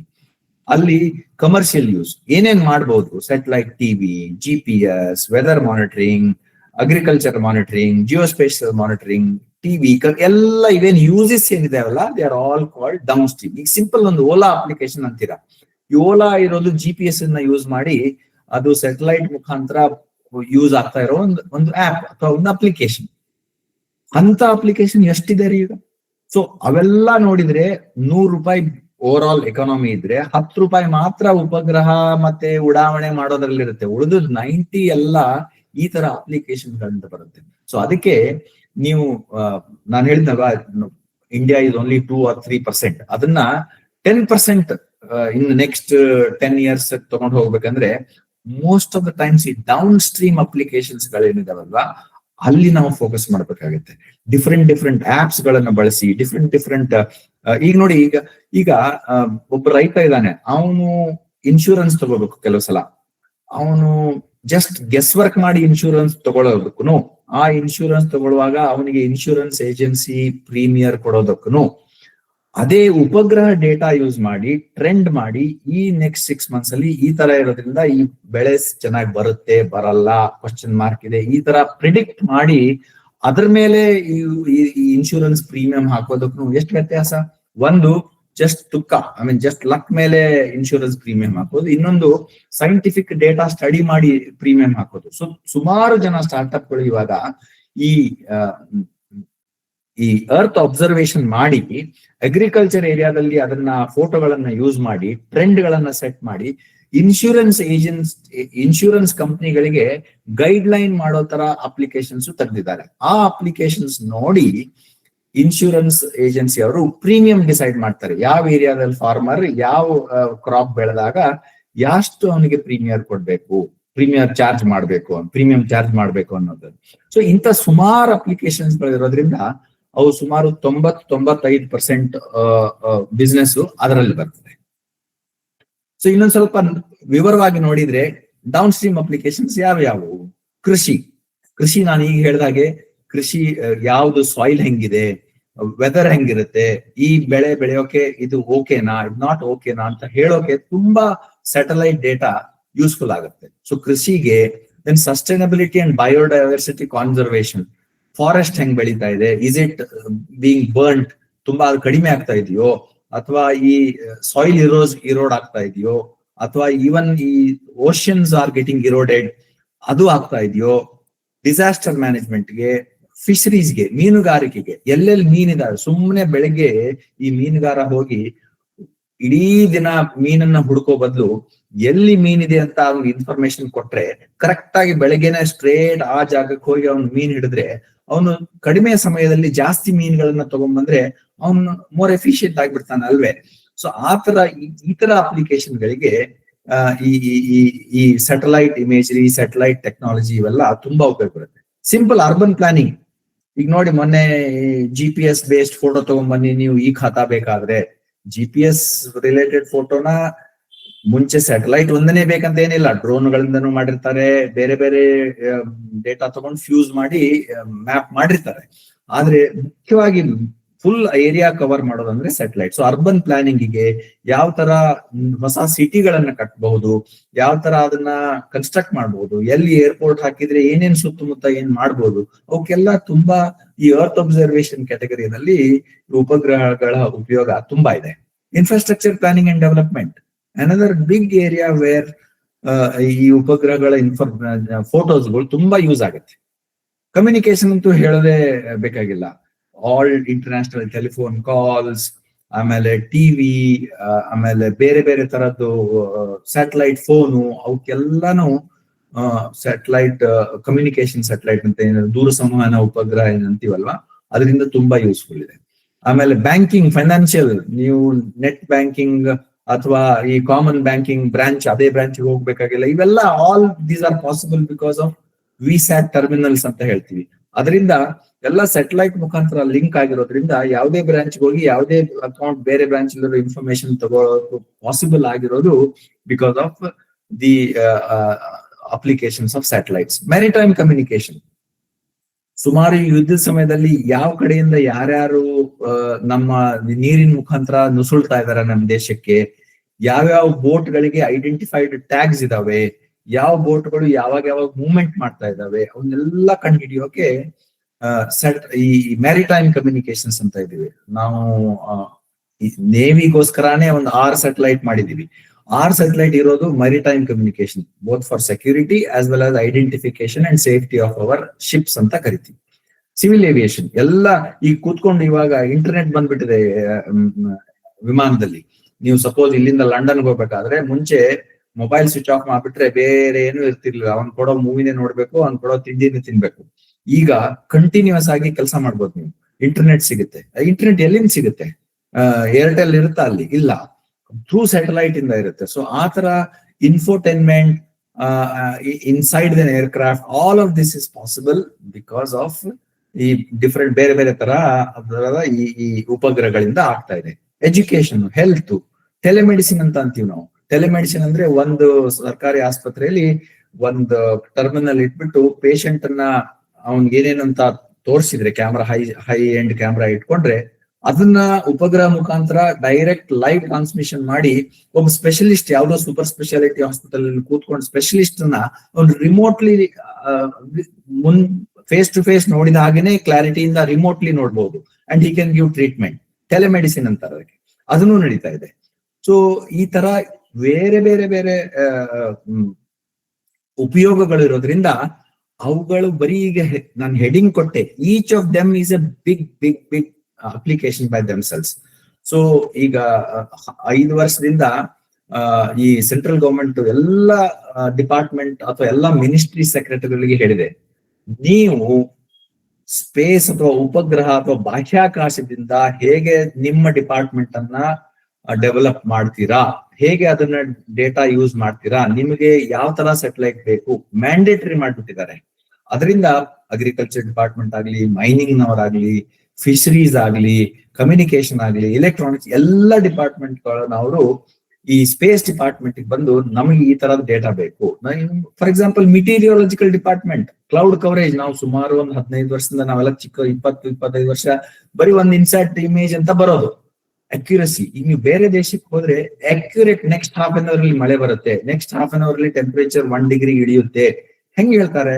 That's all because of communication, weather monitoring satellites. So ಹೀಗೆ ಸುಮಾರು applications ಬೆಳೆದಿರೋದ್ರಿಂದ ಅವುಗಳಿಂದ ಬರೋ revenue, ಅವುಗಳಿಂದ ಬರೋ business, ಅವುಗಳಿಂದ ಬರೋ not only technology but also economy. So when we have to go to $1 trillion economy, these are all must. ಬರೀ ಒಂದು ಸ್ಯಾಟಲೈಟ್ ಅಲ್ಲಿ ನಾವು ಸಾರ್ವಭೌಮತ್ವನ ಪಡಿತೇವೆ ಅಥವಾ ಒಂದು ಲಾಂಚ್ ವೆಹಿಕಲ್ ಅಲ್ಲಿ ಪಡಿತೇವೆ ಅಂದ್ರೆ ನೀವು 10% ಕ್ವಶನ್ ಮಾತ್ರ ಅಡ್ರೆಸ್ ಮಾಡ್ತಾ ಇದೀರಿ ಅಂತ ಅರ್ಥ ಆಯ್ತು. ಉಳಿದಿರೋ 90% ಕ್ವಶನ್ಸ್ ಇದರಲ್ಲಿದ್ದಾವೆ, ಅಪ್ಲಿಕೇಶನ್ಸ್ ಅಲ್ಲಿ ಇದಾವೆ. ಸೊ ಇಟ್ ಈಸ್ ಟೈಮ್ ನಾವು that we move towards application. And ಇನ್ನೊಂದು ವಿಷಯ ಅಂದ್ರೆ ಈ 10% ಅಡ್ರೆಸ್ ಮಾಡೋಕೆ ಸುಮಾರು ಇನ್ಫ್ರಾಸ್ಟ್ರಕ್ಚರ್ ಬೇಕು. ಒಂದು ಇಸ್ರೋನ ಡೂಪ್ಲಿಕೇಟ್ ಮಾಡೋಕೆ tens and tens of thousands of crore ಬೇಕು. ಅಷ್ಟೊಂದು ಅರ್ತ್ ಸ್ಟೇಷನ್ಗಳು, ಲಾಂಚ್ ಪ್ಯಾಡ್ಗಳು ಎಲ್ಲ ಮಾಡ್ಬೇಕಾದ್ರೆ. ಆದ್ರೆ ಅಪ್ಲಿಕೇಶನ್ ಬರೆಯೋಕೆ ಈಗಿನ ಸ್ಟಾರ್ಟ್ಅಪ್ ನವ್ರು ನೋಡಿ 6 ಜನ ಕೂತ್ಕೊಂಡು ಒಂದು ಗಿಡ ಕೆಳಗಡೆ ಕೂತ್ಕೊಂಡು ಒಂದು ಅಪ್ಲಿಕೇಶನ್ ಬರೀತಾರೆ and they become suddenly million years and billion years. That is the beauty of downstream application. It is not needing huge assets and infrastructure. ಅದಕ್ಕೋಸ್ಕರ ಅದು ಸರಳ ರೀತಿಯಾಗಿ ಬ್ರೈನ್ ಯೂಸ್ ಮಾಡಿ ಡೆವಲಪ್ ಮಾಡಿ ಬಿಸಿನೆಸ್ ಎಕ್ಸ್ಪ್ಯಾಂಡ್ ಮಾಡೋ ಅಪರ್ಚುನಿಟಿ ಕೊಡೋದ್ರಿಂದ ಆ ಏರಿಯಾದಲ್ಲಿ ನಾವು ಫೋಕಸ್ ಮಾಡೋ ನೆಸೆಸಿಟಿ ಬಂದಿದೆ ಇವಾಗ. ಇದನ್ನೇ ಈ ಸ್ಲೈಡ್ ಅಲ್ಲಿ ತೋರಿಸಿದೀನಿ. Agriculture, soil, renewable energy, rural development, urban development, ಎಲ್ಲೆಲ್ಲಿ ನೀರಿದೆ, ಎಲ್ಲೆಲ್ಲಿ ಮೀನಿದೆ, ಎಲ್ಲೆಲ್ಲಿ ಯಾವ ಖನಿಜ ಇದೆ ಎಲ್ಲಾನು ಗೊತ್ತು ಮಾಡ್ಬೋದು. ಯಾವ ತರ ಅಂದ್ರೆ ಅರ್ತ್ ಅಬ್ಸರ್ವೇಷನ್ ಅಥವಾ ಭೂ ವೀಕ್ಷಣೆಯ ಉಪಗ್ರಹಗಳಿಂದ ಇವನ್ನೆಲ್ಲ ನಾವು ಡಿಟೆಕ್ಟ್ ಮಾಡಬಹುದು. ಸೊ ನೆಟ್ ಏನ್ ಹೇಳ್ತಾ ಇದ್ದೀನಿ ಅಂದ್ರೆ ಉಪಗ್ರಹಗಳಿಂದ ಬರೋ ಲಾಭಗಳು, ಅದರಿಂದ ಬರೋ ಅಪ್ಲಿಕೇಶನ್ಗಳು humongous. Every day one new application is coming. ಈಗ for example internet of things ಅಂತ ನೀವು ಕೆಲವೊಬ್ರು ಯಾರೋ ಕೇಳಿರ್ಬೋದು. IoT ಅಂತ ಸ್ಮಾಲ್ ಡಿವೈಸ್, ಸೆನ್ಸರ್ ಇರುತ್ತೆ ಅದು. ಅದನ್ನ ಹಾಕ್ಬಿಟ್ಟು ಡೈರೆಕ್ಟ್ಲಿ ಆಟೋಮೇಶನ್ ಅಥವಾ ನಿಮ್ ವಾಷಿಂಗ್ ಮಷಿನ್ ಅಲ್ಲಿ ಎಲ್ಲೆಲ್ಲೋ ಅದ್ರ ಉಪಯೋಗ ಮಾಡ್ತಾ ಇದ್ದೀವಿ. ಬಟ್ ಇದೇ IoT ನ ಯೂಸ್ ಮಾಡಿ ತುಂಬಾ ವಿಶಾಲವಾದ ಜಾಗದಲ್ಲಿ ಅದನ್ನ ಹಾಕಿ ಅದನ್ನ ಉಪಗ್ರಹ ಮೂಲಕ ಕಂಟ್ರೋಲ್ ಮಾಡಿದ್ರೆ ಇಡೀ ಒಂದು ಬಸವೇಶ್ವರ ನಗರನೋ ಅಥವಾ ಬೆಂಗಳೂರು ಅಥವಾ ಕರ್ನಾಟಕನೋ ಆಟೋಮೇಟ್ ಮಾಡಬಹುದು. ಆ ತರ ಏರಿಯಾಗಳಲ್ಲಿ ಏನು ಇದೆ. ರಡಾರ್ ಅನ್ನಿ, ಇನ್ನು ನಾನು ಈ ಸೊಸೈಟಲ್ ಅಪ್ಲಿಕೇಶನ್ ಬಗ್ಗೆ ಮಾತ್ರ ಮಾತಾಡ್ತಾ ಇದ್ದೀನಿ. ಡಿಫೆನ್ಸ್ ಅಪ್ಲಿಕೇಶನ್ ಬಗ್ಗೆ ಆಮೇಲೆ ಬರೋಣ. So the point I am trying to tell is the downstream applications are 100 times bigger than upstream applications. ಸೊ ಒಂದು ಮಿತ್ ಏನಿದೆ ಅಲ್ವಾ, ಸ್ಪೇಸ್ ಟೆಕ್ನಾಲಜಿ ಅಂದ್ರೆ ಬರೀ ಉಪಗ್ರಹ ಅಥವಾ ಉಡಾವಣೆ ವಾಹನ ಅಂತ, ಅದನ್ನ ನಾವು ತಲೆಯಿಂದ ತೆಗಿಬೇಕು. ಯಾರೋ ಅಪ್ಲಿಕೇಶನ್ ಬರೆಯೋವನಿಗೆ ಅವನೇ ರಾಜ ಇವತ್ತು. ಸೊ ಬಾಹ್ಯಾಕಾಶ ಪರಿಶೋಧನೆ ಮಾಡ್ಬೇಕಾದ್ರೆ ಇವೆಲ್ಲ ನಡೀತಾ ಇದೆ, ವೈಜ್ಞಾನಿಕ ಸಂಶೋಧನೆಗಳು ತುಂಬಾ. ಈ ಸ್ಪೇಸ್ ಬಯಾಲಜಿ ಅಂತೀವಿ. ಸ್ಪೇಸ್ ಬಯಾಲಜಿನಲ್ಲಿ ಈಗ ನಾವು ನೋಡಿದೀವಿ, ಮೊನ್ನೆ 1-2 ಮೊಳಕೆ ಕಾಳು ಕಳ್ಸಿದ್ರು, ಆಮೇಲೆ ಅದು ಮೊಳಕೆ ಹೊಡೆಯುತ್ತಾ ಅಲ್ಲಿ, ಅಥವಾ ಲೈಫ್ ಇದೆಯಾ, ನೀರ್ ಸಿಗುತ್ತಾ, ಅಥವಾ ಇಲ್ಲಿ ಬೆಳೆಯೋ ಮೊಳಕೆಗೂ ಹೊಡೆಯೋ ಮೊಳಕೆಗೂ ಅಲ್ಲಿ ಹೊಡೆಯೋ ಸ್ಪೇಸ್ ಏನ್ ಡಿಫ್ರೆನ್ಸ್, ಎಲ್ಲ ರಿಸರ್ಚ್ ನಡೀತಾ ಇದೆ. ಯಾಕೆ? ಸುಮ್ನೆ ಫ್ಯಾನ್ಸಿಗೋಸ್ಕರ ಅಲ್ಲ. ನಾಳೆ ಜನ ಇಲ್ಲಿಂದ ಅಲ್ಲಿ ಹೋಗಿ ಇರೋಕ್ ಶುರು ಮಾಡಿದ್ರೆ ಬಾಹ್ಯಾಕಾಶ ಪ್ರವಾಸೋದ್ಯಮ ಒಂದು ಸಕ್ಸಸ್ಫುಲ್ ಟೆಕ್ನಾಲಜಿ ಆಗಿ ಡೆವಲಪ್ ಆದ್ರೆ ಅಲ್ಲಿ ಜನ ಇರೋಕ್ ಶುರು ಮಾಡ್ತೀವಿ, ಅಲ್ಲಿ ಪಾಪ್ಯುಲೇಷನ್ ಬರ್ಬೇಕು, ಅಲ್ಲಿ ಜನ ಬೆಳಿಬೇಕು, ಜನಸಂಖ್ಯೆ ಬೆಳಿಬೇಕು. ಅದೆಲ್ಲ ಆಗ್ಬೇಕಾದ್ರೆ ಇವೆಲ್ಲ ಚಿಕ್ಕ ಚಿಕ್ಕ ಚಿಕ್ಕ ಚಿಕ್ಕ ಎಕ್ಸ್ಪೆರಿಮೆಂಟ್ಗಳು ತುಂಬಾ ರಿಸಲ್ಟ್ಸ್, ಅದರಿಂದ ಇನ್ಫರೆನ್ಸ್ ತೆಗಿಬಹುದು. ಅದಕ್ಕೋಸ್ಕರ space biology, space tourism, weather monitoring, global connectivity. ಈ ಸ್ಪೇಸ್ ಗಳ ಮುಖಾಂತರ ಇವತ್ತು ಇಮಿಡಿಯೇಟ್ಲಿ ಕೂತ್ಕೊಂಡು ನಾವು ಅಮೆರಿಕಕ್ಕೆ ಕಾಲ್ ಮಾಡ್ತಾ ಇದೀವಿ, ಇಂಟರ್ನ್ಯಾಷನಲ್ ವಾಟ್ಸ್ಆಪ್ ಕಾಲ್ ಅಂತೂ ಬಿಟ್ಬಿಡಿ, ಅದು ಡೇಟಾದಿಂದ ಹೋಗುತ್ತೆ. ಆದ್ರೆ ಡೈರೆಕ್ಟ್ ಕಾಲ್ ಮಾಡ್ತಾ ಇದೀವಿ. ಹೇಗೆ ಮಾಡ್ಬೋದು ಅಂದ್ರೆ ಸ್ಯಾಟಲೈಟ್ ಇಲ್ದೇನೆ ಈ ತರ ಇಂಟರ್ನ್ಯಾಷನಲ್ ಕಾಲ್ ಮಾಡೋದು ಕಷ್ಟ. ಗ್ಲೋಬಲ್ ಕನೆಕ್ಟಿವಿಟಿ, ಅಲ್ಲಿ ಯಾವುದೋ ಒಂದು ಡೇವಾಸ್ ಅಲ್ಲಿ ನಡೀತಾ ಇರುತ್ತೆ, ಲೈವ್ ನಮಗೆ ವಿಡಿಯೋ ಬರುತ್ತೆ. ಹೆಂಗೆ connected, V are all connected, globally connected. ಆ ಕನೆಕ್ಷನ್ಸ್ ಬರೋದು ಸ್ಯಾಟಲೈಟ್ ಟೆಕ್ನಾಲಜಿಯಿಂದ. ರಾಷ್ಟ್ರೀಯ ಭದ್ರತೆ, ಅದ್ರ ಬಗ್ಗೆ ಇನ್ನೂ ಮಾತಾಡಿಲ್ಲ ನಾನು. ನ್ಯಾಷನಲ್ ಸಾವರಿನಿಟಿ ಬರೋದು ಅಥವಾ ಡಿಫೆನ್ಸ್ ಸೆಕ್ಯೂರಿಟಿ ಬರೋದನ್ನು ಅದರಲ್ಲಿನೂ ಈ ಉಪಗ್ರಹಗಳ ಪಾತ್ರ ತುಂಬಾ ದೊಡ್ಡದಿದೆ. ಅದ್ರ ಬಗ್ಗೆ ಸ್ವಲ್ಪ ವಿಷಯಗಳನ್ನ ಇನ್ ಕೆಲವೇ ನಿಮಿಷಗಳಲ್ಲಿ ತಿಳ್ಕೊಳಕ್ ನೋಡೋಣ. ಅಂತಾರಾಷ್ಟ್ರೀಯ ಸಹಯೋಗ, international cooperation is also, or collaboration is also one of the reasons why we need to be in space exploration. Imagine ಮಾಡಿ, ಇವೆಲ್ಲ ಇಮ್ಯಾಜಿನ್ ಮಾಡಿರೋ ಚಿತ್ರಗಳು ನಾಳೆ ಚಂದ್ರ ಗ್ರಹದ ಮೇಲೆ ಅಥವಾ ಬೇರೆ ಗ್ರಹದ ಮೇಲೆ ಎಲ್ಲಿ ವಾಸಿಸಲು ಯೋಗ್ಯವಾದ ಅಂತ ಪ್ರೂವ್ ಮಾಡಿದ್ಮೇಲೆ ಅಲ್ಲಿ ಹೋಗಿ ಕಾಲನಿ ಮಾಡ್ಬೇಕಾದ್ರೆ, ಅದೇ ಹೇಳ್ತಾ ಇದೀನಲ್ವಾ, ಬಸ್ ಬಂದ್ಮೇಲೆ ಅಲ್ಲಿ ಖರ್ಚಿ ಬಿಡಿತೀವಲ್ವಾ, ಈ ಸೀಟ್ ನಂದು ಈ ಸೀಟ್ ನಂದು ಅಂತ. ಆ ಸೀಟ್ ಗಳಲ್ಲಿ ಖರ್ಚಿ ಬಿಡಿಬೇಕಾದ್ರೆ we need to be technically prepared. ಅಲ್ಲಿ ಸಾಧ್ಯನಾ, ಹೋಗಬಹುದಾ, ಅಲ್ಲಿ ವಿಕಿರಣಗಳಿಂದ ಸಾಯೋಲ್ವಾ, ಆ ವಿಕಿರಣಗಳಿಂದ ನಾವು ಪ್ರೊಟೆಕ್ಟ್ ಮಾಡ್ಕೋಬೇಕಾದ್ರೆ ಏನ್ ಮಾಡ್ಕೋಬೇಕು, ನಾವು ಸ್ಪೇಸ್ ಸೂಟ್ ಓಕೆನಾ, ನಮ್ದು ಈ ಸ್ವೆಟರ್ ತರ ಇರೋ ಬಟ್ಟೆ ಓಕೆನಾ, ಅಥವಾ ಅಲ್ಲಿ ಆಕ್ಸಿಜನ್ ಎಲ್ಲಿಂದ ಬರುತ್ತೆ, ಅಥವಾ ಅಲ್ಲಿ ಅಡಿಗೆ ಹೇಗ್ ಮಾಡೋದು, ಅದು ತಿಂದದ್ದು ಜೀರ್ಣ ಆಗುತ್ತಾ, ತಿನ್ನೋದ್ ಹೆಂಗೆ, ಅಲ್ಲಿ ಗ್ರಾವಿಟೇಷನ್ ಇರೋಲ್ಲ, ಅಲ್ಲಿ ಹೆಂಗ್ ತಿನ್ನೋದು ನಾವು. ಇವೆಲ್ಲ ಈ ಚಿಕ್ ಚಿಕ್ ಚಿಕ್ ಚಿಕ್ ಬಿಟ್ಸ್ ಅಂಡ್ ಪೀಸಸ್ ರಿಸರ್ಚ್ ಏನ್ ಆಗ್ತಾ ಇದಾರಲ್ಲ, ಅವೆಲ್ಲ ಆಗೋದು ಈ ಚಿತ್ರದಲ್ಲಿರೋ ತೋರಿಸಿರೋ ಕನಸಿಗೋಸ್ಕರ. ಇದೊಂದು ಈಗ ಸದ್ಯಕ್ಕೆ ಇವತ್ತು ಇದೊಂದು ಕನಸು, ಆದ್ರೆ ಅದನ್ನ ಮುಂದೆ ನನಸಾಗಿಸಲು ಇಷ್ಟೊಂದೆಲ್ಲ ಟೆಕ್ನಾಲಜಿಗಳು ನಾವು ಮಾಡ್ಬೇಕಾಗಿದೆ. ಇಲ್ಲಿ ನೋಡಿ, ಟ್ರಾನ್ಸ್ಪೋರ್ಟೇಶನ್ ಅಂತಾರೆ. ಈಗ BTS ಬಸ್ ತರ ಭೂಮಿಯಿಂದ ಇಲ್ಲಿ ಜನರನ್ನ ಕರ್ಕೊಂಡ್ ಬಂದು ಇಲ್ಲಿಂದ ತಗೊಂಡು ಹೋಗ್ಬೇಕಲ್ವಾ. ಸೊ ಇವೆಲ್ಲ ಟೆಕ್ನಾಲಜಿಗಳನ್ನ ಡೆವಲಪ್ ಮಾಡ್ಬೇಕಾದ್ರೆ space exploration, space research is extremely important. ಮತ್ತೆ ನಂದು ಹಳೆ ಸ್ಲೈಡ್ಗೆ ಬರ್ತೀನಿ, ಬಾಹ್ಯಾಕಾಶ ವ್ಯವಸ್ಥೆ ಅಂತ. ಅದ್ರಲ್ಲಿ ಈಗ ಒಂದೊಂದು ಎಲಿಮೆಂಟ್ ಅನ್ನ ಸ್ವಲ್ಪ ವಿವರವಾಗಿ ಸ್ಟಡಿ ಮಾಡಕ್ ಟ್ರೈ ಮಾಡೋಣ. ಸೊ ಏನ್ ಅನ್ಕೊಂಡಿವಿ ಇವಾಗ, ಸ್ಪೇಸ್ ಟೆಕ್ನಾಲಜಿ ಅಥವಾ ಬಾಹ್ಯಾಕಾಶ ತಂತ್ರಜ್ಞಾನದಲ್ಲಿ ಫಸ್ಟ್ ಭೂಮಿಯಿಂದ ಹೊರಗೆ ಹೋಗ್ಬೇಕಾದ್ರೆ ಲಾಂಚ್ ವೆಹಿಕಲ್ ಬೇಕು.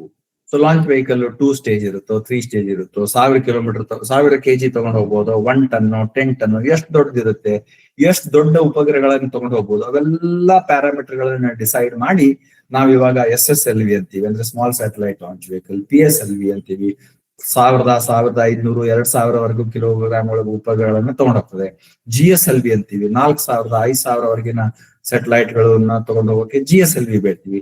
ಸೊ ಈ ತರ ಲಾಂಚ್ ವೆಹಿಕಲ್ ಟೆಕ್ನಾಲಜಿ ಒಂದು, ಆಮೇಲೆ ಉಪಗ್ರಹ ಟೆಕ್ನಾಲಜಿ ಒಂದು, ಆಮೇಲೆ ಎಲ್ಲ ಅಲ್ಲಿ ಹೋಗಿ ಜನ ಗಗನಯಾತ್ರಿಗಳಲ್ಲಿ ಹೋಗಿ ಒಂದ್ ಕಡೆ ಮನೆ ಮಾಡ್ಕೊಂಡಿರ್ಬೇಕಾದ್ರೆ ಇನ್ ಬಿಟ್ವೀನ್ ಒಂದು ಹಬ್ ಅಂತಾರಲ್ವಾ, ಈಗ ಇಲ್ಲಿಂದ ನಾವು ಹೋಗ್ಬೇಕಾದ್ರೆ ಕೆಂಗೇರಿ ನಿಲ್ದಾಣ ಅಂತೀವಲ್ವಾ, ಆ ತರ ಒಂದು ಮಿಡ್ ಪಾಯಿಂಟ್ ಬೇಕಂದ್ರೆ ಅಲ್ಲೊಂದು ಇಂಟರ್ನ್ಯಾಷನಲ್ ಸ್ಪೇಸ್ ಸ್ಟೇಷನ್ ಅಂತ ಬೇಕು. ಅದಕ್ಕೂ ಭಾರತ ಆಲ್ರೆಡಿ ತಯಾರಿ ನಡೆಸಿದೆ, ಭಾರತೀಯ ಅಂತರಿಕ್ಷ ನಿಲ್ದಾಣ ಅಂದ್ಬಿಟ್ಟು, ಅದು ಬೇಕು. ಆಮೇಲೆ ಈ ಸ್ಯಾಟಲೈಟ್ ಗಳಲ್ಲಿ ಎಲ್ಲ ಕಂಟ್ರೋಲ್ ಮಾಡೋಕೆ ನೆವಿಗೇಷನ್ ಬೇಕು, ಅಂದ್ರೆ ಸಂಚರಣೆ, ಕರೆಕ್ಟ್ ಪ್ರಿಸೈಸ್ ಎಲ್ಲಿದ್ದೀನಿ, ಯಾವ ಲೊಕೇಶನ್ ಅಲ್ಲಿ ಇದ್ದೀನಿ ಅಂತ ಹೇಳ್ಕೋಬೇಕಾದ್ರೆ ನೆವಿಗೇಷನಲ್ ಸಿಸ್ಟಮ್ಸ್ ಬೇಕು. ಅದಕ್ಕೆ GPS, ಗಗನ್, IRNS ಇಂಥದೆಲ್ಲ ಬೇಕು. ಸೊ ಈ ಎಲ್ಲಾ ಮಲ್ಟಿಪಲ್ ಟೆಕ್ನಾಲಜಿಗಳು ಸೇರಿದ್ರೆ ಮಾತ್ರ ಸ್ಪೇಸ್ ಟೆಕ್ನಾಲಜಿ ಅಂತ ಆಗುತ್ತೆ, ಅಥವಾ ಉಪಗ್ರಹ ಬಾಹ್ಯಾಕಾಶ ತಂತ್ರಜ್ಞಾನ ಆಗುತ್ತೆ. ಸೊ ಇದರಲ್ಲಿ ಯಾರ್ಯಾರಿಗೆ ಕೆಲಸ ಇದೆ, ಸ್ಯಾಟಲೈಟ್ ಮಾಡೋರ್ಗೂ ಕೆಲಸ ಇದೆ, ಲಾಂಚ್ ಮಾಡೋರ್ಗೂ ಕೆಲಸ ಇದೆ, ಗ್ರೌಂಡ್ ಸ್ಟೇಷನ್ ರೆಡಿ ಮಾಡೋರ್ಗೂ ಕೆಲಸ ಇದೆ, ಸಪೋರ್ಟ್ ಸಿಸ್ಟಮ್ ಮಾಡೋರ್ಗೂ ಕೆಲಸ ಇದೆ. ಸೊ ಎಲ್ಲ ಪ್ಲೇಯರ್ ಗಳು ಇದ್ರೇನೆ ಈ ಒಂದು ಕಂಪ್ಲೀಟ್ ಸ್ಪೇಸ್ ಸಿಸ್ಟಮ್ ತಯಾರಾಗೋದು. ಸೊ ಅದರಲ್ಲಿ ಲಾಂಚ್ ಪ್ರೊವೈಡರ್ಸ್ ಅಂದ್ರೆ ಈಗ ಶ್ರೀಹರಿಕೋಟಾ ಅಥವಾ ಟ್ರಿವೆಂಡ್ರಮ್ ಇಂದ ಆಗೋ ಲಾಂಚ್, ಅವ್ರು ಬೇರೆ ಲಾಂಚ್ ಪ್ರೊವೈಡರ್ಸ್. ಈಗಾಗಲೇ 2 ಪ್ರೈವೇಟ್ ಕಂಪ್ನಿಗಳು ಲಾಂಚ್ ಮಾಡ್ತೀವಂತ ತಯಾರು ಮಾಡೋಕ್ ಶುರು ಮಾಡಿದಾವೆ. ಅಗ್ನಿಕೂಲ್ ಅಂತ ಒಂದಿದೆ, ಆತರ ಚಿಕ್ಕ ಚಿಕ್ಕ ಕಂಪ್ನಿಗಳನ್ನು ಶುರು ಮಾಡಿದ್ದಾರೆ. ಸೊ ಅವರೆಲ್ಲ ಅವ್ರ ಕೆಲಸ ಏನಂದ್ರೆ transporters, they only carry satellite and leave it in to the correct ಆಗಿ ಕಕ್ಷೆಗೆ, ನೀವು ಹೇಳಿರೋ ಪ್ರಾಮಿಸ್ ಮಾಡಿರೋ ಕಕ್ಷೆಗೆ ತಗೊಂಡೋಗಿ ಬಿಟ್ಬಿಡೋದು ಅಷ್ಟೇ. ಅಂದ್ರೆ ಇಲ್ಲಿಂದ ನಾವು ಬೆಲ್ಗಾಂ ಕರ್ಕೊಂಡು ಹೋಗಿ ಬೆಲ್ಗಾಂ ಬಸ್ ಸ್ಟ್ಯಾಂಡ್ ಅಲ್ಲಿ ಬಿಟ್ರೆ ಮುಂದೆ ನೀವು ನಿಮ್ ಮನೆಗೆ ಹೋಗೋ ದಾರಿ ನಿಮ್ದು. ಸೊ ಆ ತರ ಇವರು ಟ್ರಾನ್ಸ್ಪೋರ್ಟರ್ಸ್. Then satellites. ಯಾಕೆ ಸ್ಯಾಟಲೈಟ್ಸ್ ಬೇಕು? ನಾನು ಅರ್ತ್ ಅಬ್ಸರ್ವೇಷನ್ ಮಾಡ್ತೀನ, ರಡಾರ್ ಸ್ಯಾಟಲೈಟ್ ಮಾಡ್ತೀನ, ವೆದರ್ ಮಾಡ್ತೀನ, ಇವೆಲ್ಲ ಮಾಡೋಕೆ ಬೇರೆ ಬೇರೆ ತರದ ಸ್ಯಾಟಲೈಟ್ಗಳು ಬೇಕು. ಆಮೇಲೆ ಸ್ಯಾಟಲೈಟ್ ಗಳಿಂದ ಏನ್ ಯೂಸು? ಅವು ಕೊಡೋ ಡೇಟಾನ ಪ್ರಾಸೆಸ್ ಮಾಡೋಕೆ ಕೆಳಗಡೆ ಅಥವಾ ಕ್ಲೌಡ್ ಅಲ್ಲಿ ಟೂಲ್ಸ್ ಬೇಕು. ಡೇಟಾ ಪ್ರೊಸೆಸಿಂಗ್, ಸಿಗ್ನಲ್ ಪ್ರೊಸೆಸಿಂಗ್, ಆ ಡೇಟಾ ಟರ್ನ್ ಮಾಡೋಕೆ huge amount of data processing knowledge ಬೇಕು. ಅವ್ರಿಗೂ ತುಂಬಾ ಪ್ರಾಮುಖ್ಯತೆ ಇದೆ.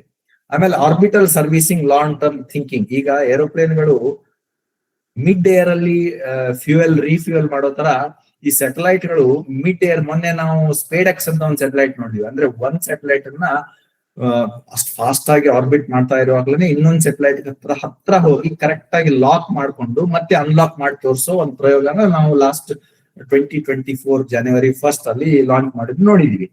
ಇವೆಲ್ಲ ಯಾಕೆ ಬೇಕು? ಈ ಭಾರತೀಯ ಅಂತರಿಕ್ಷ ಸ್ಟೇಷನ್ ಒಂದು ಮಾಡಿಬಿಟ್ಮೇಲೆ ಪ್ರತಿಯೊಬ್ರು ಅಲ್ಲಿ ಹೋಗೋಕು, ಅಲ್ಲಿಂದ ಕಳ್ಸ್ಕೊಂಡ್ ಮತ್ತೆ ವಾಪಸ್ ಬರೋದಕ್ಕೂ ಆ docking, precise docking is very very important. So ಅಂತವ್ರಿಗೂ ತುಂಬಾ ಇಂಪಾರ್ಟೆನ್ಸ್ ಇದೆ. ಸೊ ಇವೆಲ್ಲ ಪ್ಲೇಯರ್ಸ್ ಗಳು they form what is known as space infrastructure.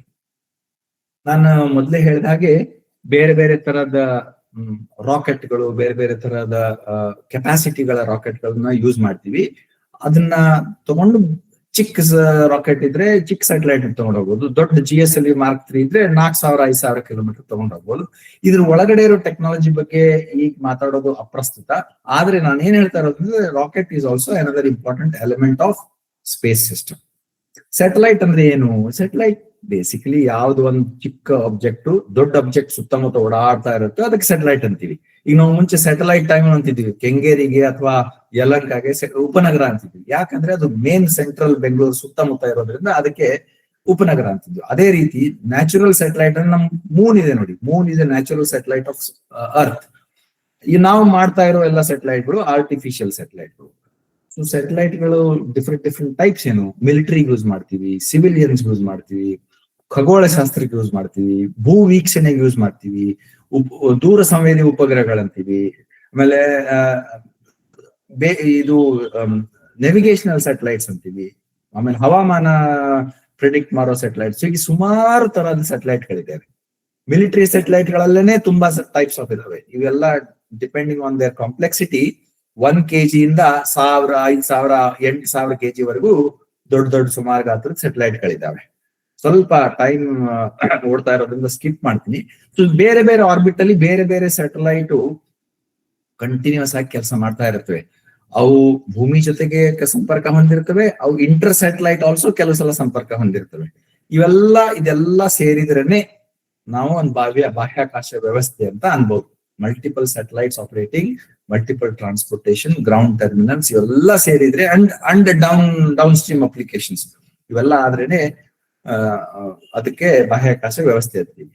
Just one example, satellite ತಯಾರಿ ಮಾಡುವಾಗ, ಒಂದು ಚಿಕ್ಕ ಸ್ಯಾಟಲೈಟ್ ತಯಾರಿ ಮಾಡುವಾಗ ಎಷ್ಟು ಕಾಂಪ್ಲೆಕ್ಸ್ ಇದೆ. ಸುಮಾರು ಒಂದು 100-150 ಕೋಟಿ ರೂಪಾಯಿ ಬೆಲೆ ಬಾಳೋ ಈ ಚಿತ್ರದಲ್ಲಿರೋ ಸ್ಯಾಟಲೈಟ್ ಅಷ್ಟೊಂದು ಬೆಲೆ ಬಾಳುತ್ತೆ.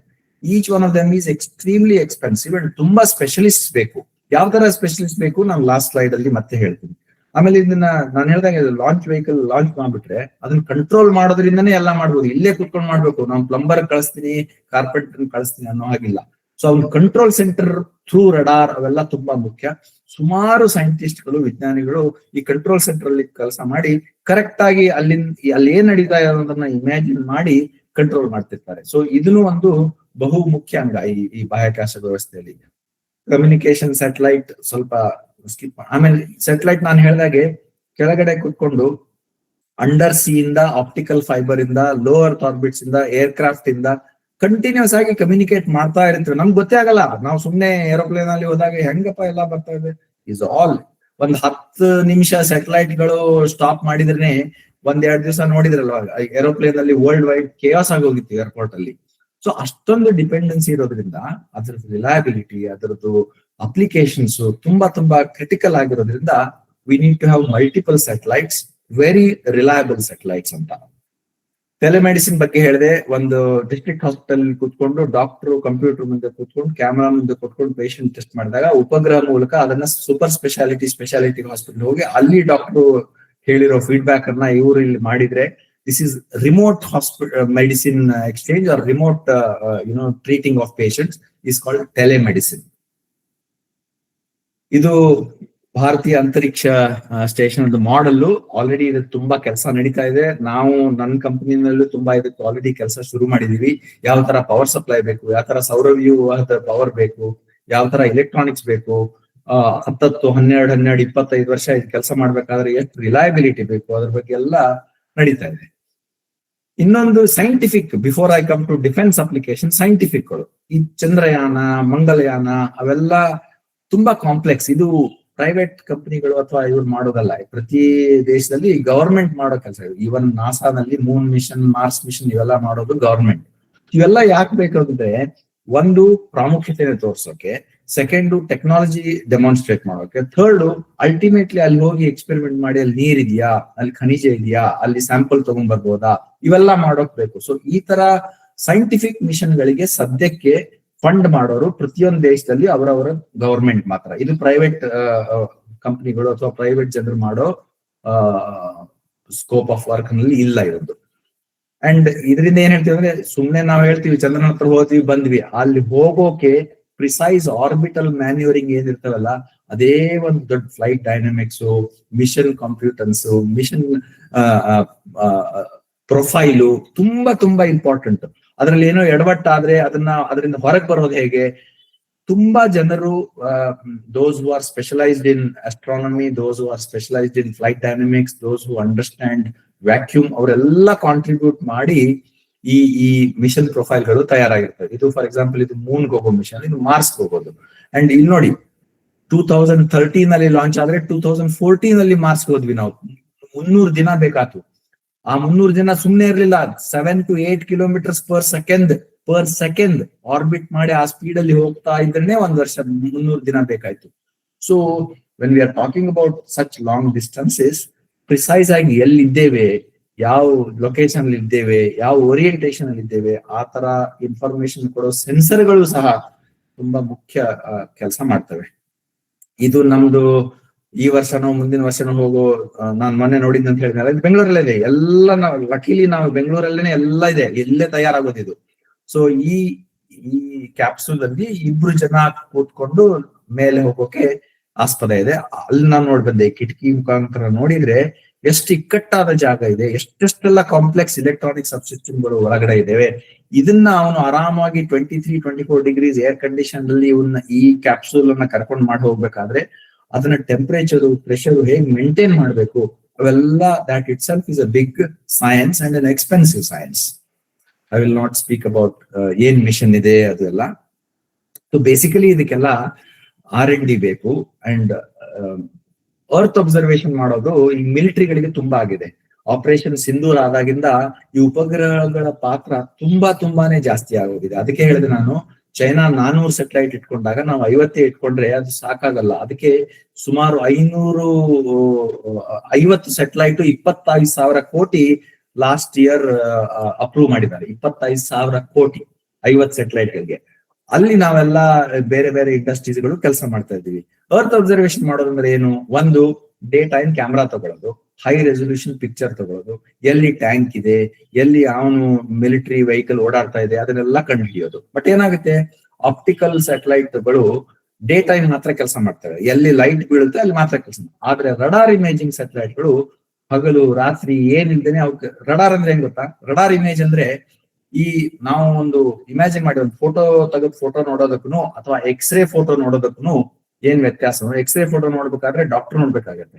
ಆ ತರ ರಡಾರ್ ಇಮೇಜಿಂಗ್ ಫೋಟೋ ನೋಡ್ಬೇಕಾದ್ರೆ ಅದು ಸ್ಪೆಷಲ್ ಇಮೇಜ್. ಬಟ್ ಆದ್ರೆ ಅದು ಹಗಲು ರಾತ್ರಿ ಯಾವಾಗ ಬೇಕಾದಾಗ ಇಮೇಜ್ ಮಾಡ್ಬೋದು. ಅಂತ ಸ್ಯಾಟಲೈಟ್ಗಳು ಇದಾವೆ.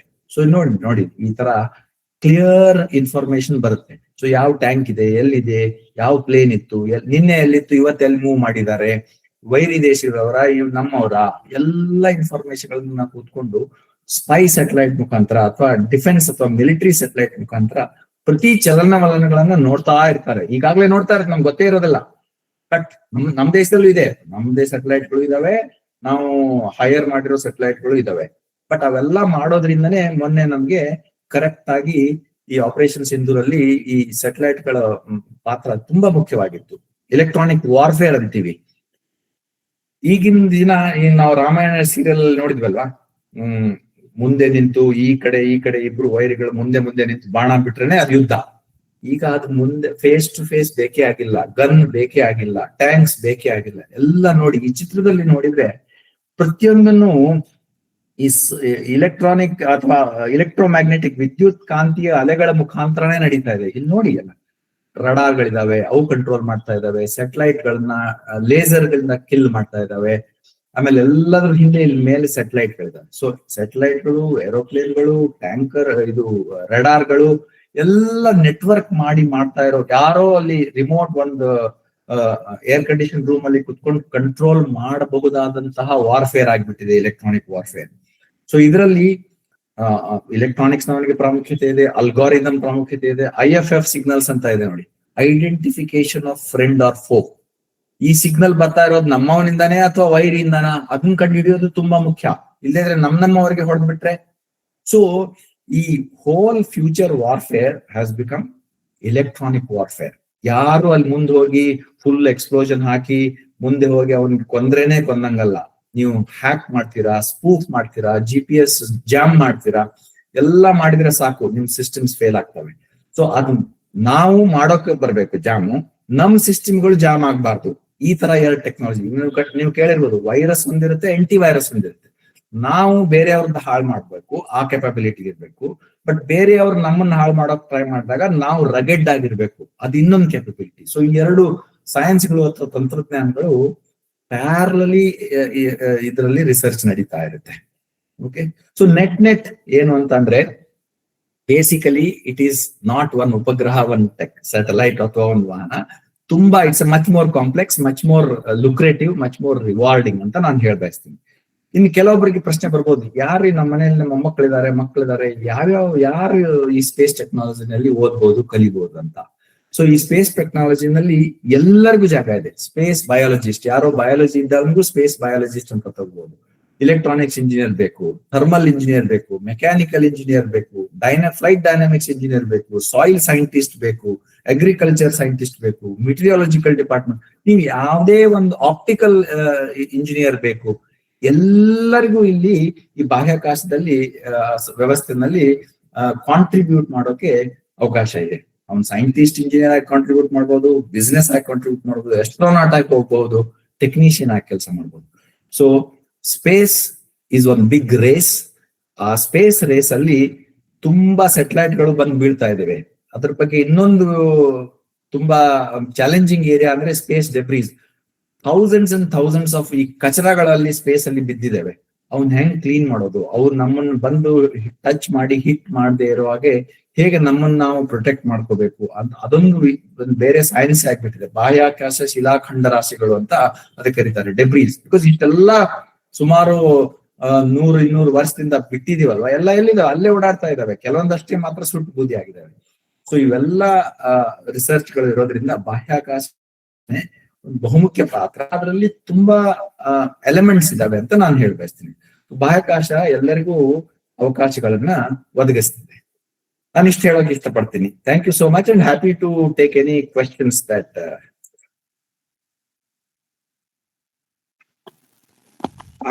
ಧನ್ಯವಾದಗಳು ಸರ್. ನಿಮ್ಮ ಒಂದು ಅವ್ಯಾಹತವಾದಂತಹ ಒಂದು ವಿಜ್ಞಾನದ ಅರಿವು ತುಂಬಾ ಚೆನ್ನಾಗಿತ್ತು.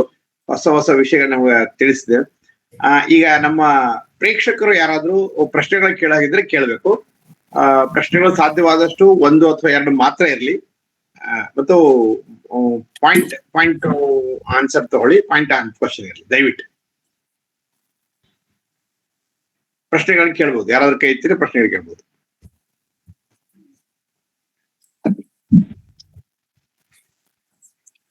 ಸರ್ ವಿನೋದ್ ಸರ್, ನಾನೇ ಫಸ್ಟ್ ಪ್ರಶ್ನೆ ಕೇಳ್ತೀನಿ. ಈ ವೆನಿಜುಲಾದಲ್ಲಿ ಅವರು ಅಟ್ಯಾಕ್ ಮಾಡಿದಾಗ ಇಡೀ ಪವರ್ ಸಿಸ್ಟಮ್ ಅನ್ನೇ ಇವರು ಕರೆಕ್ಟ್ ಮಾಡಿದ್ರಲ್ಲ, ಹೇಗೆ? ಪವರ್ ಸಿಸ್ಟಮ್ ಅನ್ನ first power is one method where they try to control. But ಅದಕ್ಕಿಂತ ಮುಂಚೆ ಯಾರ್ಯಾರು ಎಲ್ಲೆಲ್ಲಿ ಇದ್ದಾರೆ, ಅದರಲ್ಲಿ ಅಟ್ಯಾಕ್ ಮಾಡ್ಬೇಕಾದ್ರೆ ಯಾವ್ಯಾವ ಇದಕ್ಕೆ ನಾವು ಸ್ಟೆಲ್ತ್ ಅಂತೀವಿ. ಸ್ಟೆಲ್ತ್ ಅಂದ್ರೆ ನಾನ್ ಇರೋದು ಬೇರೆಯವ್ರಿಗೆ ಗೊತ್ತಾಗ್ಬಾರ್ದು, ಬೇರೆಯವ್ರು ಇರೋದು ನನಗೆ ಗೊತ್ತಾಗ್ಬಾರ್ದು. ಸ್ಟೆಲ್ತ್ ರಡಾರ್ ಆದ್ರೂ ನಾನು ಟ್ರಾನ್ಸ್ಮಿಟ್ ಮಾಡಿ ಶುರು ಮಾಡಿದರೆ ಅವನೇನು ನನ್ನ ಕಂಡುಹಿಡಿತಾನೆ ಇವಾಗ. ಸೊ ನಾನ್ ಸ್ಟೆಲ್ತ್ ಆಗಿ ಎಲ್ಲೆಲ್ಲಿ ಯಾರ್ಯಾರಿದ್ದಾರೆ, ಯಾವ್ಯಾವ ಏರ್ಫೋರ್ಸ್ ಎಲ್ಲೆಲ್ಲಿ ಇದಾವೆ ಅದನ್ನ ಕಂಡು ಹಿಡಿಯೋಕೆ ಫಸ್ಟ್ ಎಲ್ಲ ಯೂಸ್ ಮಾಡಿ, ಎಲ್ಲ ಟೆಕ್ನಿಕ್ ಯೂಸ್ ಮಾಡಿ ಆಮೇಲೆ ಹೋಗಿ ಪವರ್ ಕಟ್ ಮಾಡೋದು ಅಥವಾ ಅಲ್ಲಿ ಅಟ್ಯಾಕ್ ಮಾಡೋದು, ದಟ್ಸ್ ಎ ಆಕ್ಷನ್ ಇದು. ಬಟ್ ಅದಕ್ಕಿಂತ ಮುಂಚೆ ಮಾಡೋದು ಏನಿದೆ ಅಲ್ಲ, ಅಲ್ಲಿ ಬಾಹ್ಯಾಕಾಶ ಅಥವಾ ಅದರ ಸರಿ ಸರ್. ಜನಾರ್ದನ್ ತುಂಗ ಸರ್ ಕೇಳಿ ಸರ್ ದಯವಿಟ್ಟು. ಈಗ ಇತ್ತೀಚೆಗೆ 2 ಲಾಂಚಿಂಗ್ ಫೇಲ್ ಆಯ್ತಲ್ಲ, PSLV C61 ಮತ್ತು 62 ಅನ್ಸುತ್ತೆ. ಅದರ ಪ್ರಭಾವ ನಮ್ಮ ಸ್ಪೇಸ್ ಇಕಾನಮಿ ಮೇಲೆ ಮತ್ತೆ ನಮ್ಮ ಸ್ಪೇಸ್ ಪ್ರಾಜೆಕ್ಟ್ಸ್ ಮೇಲೆ ಏನಿರುತ್ತೆ, ಅದರಿಂದ ನಮ್ಮ ಯಾವ್ಯಾವ ದೇಶಗಳಿಗೆ ಎಷ್ಟೆಷ್ಟು ನಷ್ಟ ಆಗಿರ್ಬೋದು, ಅಥವಾ ಮುಂದಿನ ಲಾಂಚಿಂಗ್ ಬಗ್ಗೆ ಬೇರೆ ದೇಶಗಳು ನಮ್ಮನ್ನ ಅವಲಂಬಿಸೋದಕ್ಕೆ ಹೆದರ ಚಾನ್ಸ್ ಇದೆಯಾ? ತುಂಬಾ interesting question sir, very important question. ನಾನು ಅವತ್ತಿನ ದಿನ ಇದ್ದೆ, ಲಾಂಚ್ ಆದ ದಿನ ಲಾಂಚ್ ಕಂಟ್ರೋಲ್ ಸೆಂಟರ್ ನಾನು ಕೂತಿದ್ದೆ. ನಂದು 45 ಕೋಟಿ ಬೆಲೆ ಬಾಳೋ camera one of the satellite ಮೇಲೆ ಇತ್ತು, DRDO ಸ್ಯಾಟಲೈಟ್ ಮೇಲೆ ಸ್ಪೈ ಕ್ಯಾಮರಾ. ತುಂಬಾ ಬೇಜಾರಾಯ್ತು ಅವತ್ತು. ಬಟ್ ದಿಸ್ ಸ್ಪೇಸ್ ಇಸ್ ಎನ್ ರವಿ ಮ್ಯೂಟ್ ಮಾಡ್ಕೊಳ್ತೀರಾ ಪ್ಲೀಸ್? ಸೊ ಇದು ರಿಸ್ಕಿ ಬಿಸ್ನೆಸ್. ಯಾಕೆ ನಾನು ಹೇಳಿದ ಹಾಗೆ 100 ಸಲ ಸಕ್ಸಸ್ಫುಲ್ ಆಗಿದ್ದಾರೆ ಅಂದ್ರೆ 101ನೇ ಸಲನು ನೀವು you cannot take yourself for granted, because so many rocket science ಅಂದ್ರೆ so many components, stages, valves, electronics ಎಲ್ಲ ಇದೆ. ಸೊ ಅನ್ಫಾರ್ಚುನೇಟ್ಲಿ PSLV C61 ಅದೊಂದು ರಡಾರ್ ಇಮೇಜಿಂಗ್ ಸ್ಯಾಟಲೈಟ್ ಕ್ಯಾರಿ ಮಾಡ್ತಾ ಇತ್ತು. ಅದು ದೇಶಕ್ಕೆ ಅದರಲ್ಲಿಯೂ ಸುಮಾರು 100 ಕೋಟಿ ಐಟಮ್ ನಮ್ದು ಕಂಪನಿಯಿಂದ ಇತ್ತು. ಅದು ತುಂಬಾ ಇಂಪಾರ್ಟೆಂಟ್ ಆಗಿತ್ತು. ಅದು ಯಾಕೆ ಇಂಪಾರ್ಟೆಂಟ್ ಆಗಿತ್ತು ಅಂದ್ರೆ ಅದ್ರ ಹಿಂದಿನ ಸ್ಯಾಟಲೈಟ್ 1.5-2 ವರ್ಷದಿಂದ ಹೋಗಿ ಆಲ್ರೆಡಿ ವರ್ಕ್ ಮಾಡ್ತಾ ಇತ್ತು. ಇದು ಅದರ ಜೊತೆಗೆ ಹೋಗಿ ಕೂಡಿ ಕೆಪಾಸಿಟಿ ಡಬಲ್ ಮಾಡೋದು ಪ್ಲಾನ್ ಇತ್ತು. ಈ ಸುಮಾರು 400-450 ಕೋಟಿ ರೂಪಾಯಿ ಅವತ್ತಿನ ದಿನ PSLV ಮಿಷನ್ ಫೇಲ್ ಆದಾಗ ಈ ಸ್ಯಾಟಲೈಟ್ ಹೊರಟೋಗ್ಬಿಡ್ತು, ವೇಸ್ಟ್ ಆಯ್ತು. ಅದೇ ಫೇಲ್ಯೂರ್ ಅನಾಲಿಸಿಸ್ ಅದೆಲ್ಲ ಮಾಡಿ PSLV C62 ನಲ್ಲಿ ತುಂಬಾ ರಿವ್ಯೂ ಆದ್ಮೇಲೆ PSLV ಅದನ್ನ ಸರಿಪಡಿಸಿದೀವಿ ಅನ್ಕೊಂಡು ಒಂದು ಒಳ್ಳೆ ಫೇತ್ ಇಟ್ಕೊಂಡು ಶುರು ಮಾಡಿದ್ವಿ PSLV C62 ನಲ್ಲಿನೂ ಒಂದು ಸ್ಪೈ ಸ್ಯಾಟಲೈಟ್ ಇತ್ತು, camera, hyper spectral imaging camera ಮಾಡೋದು. ಇವೆರಡು ದೇಶಕ್ಕೆ, ನಮ್ಮ ದೇಶದ ಡಿಫೆನ್ಸ್ಗೆ ತುಂಬಾ ತುಂಬಾ ಇಂಪಾರ್ಟೆಂಟ್ ಇತ್ತು.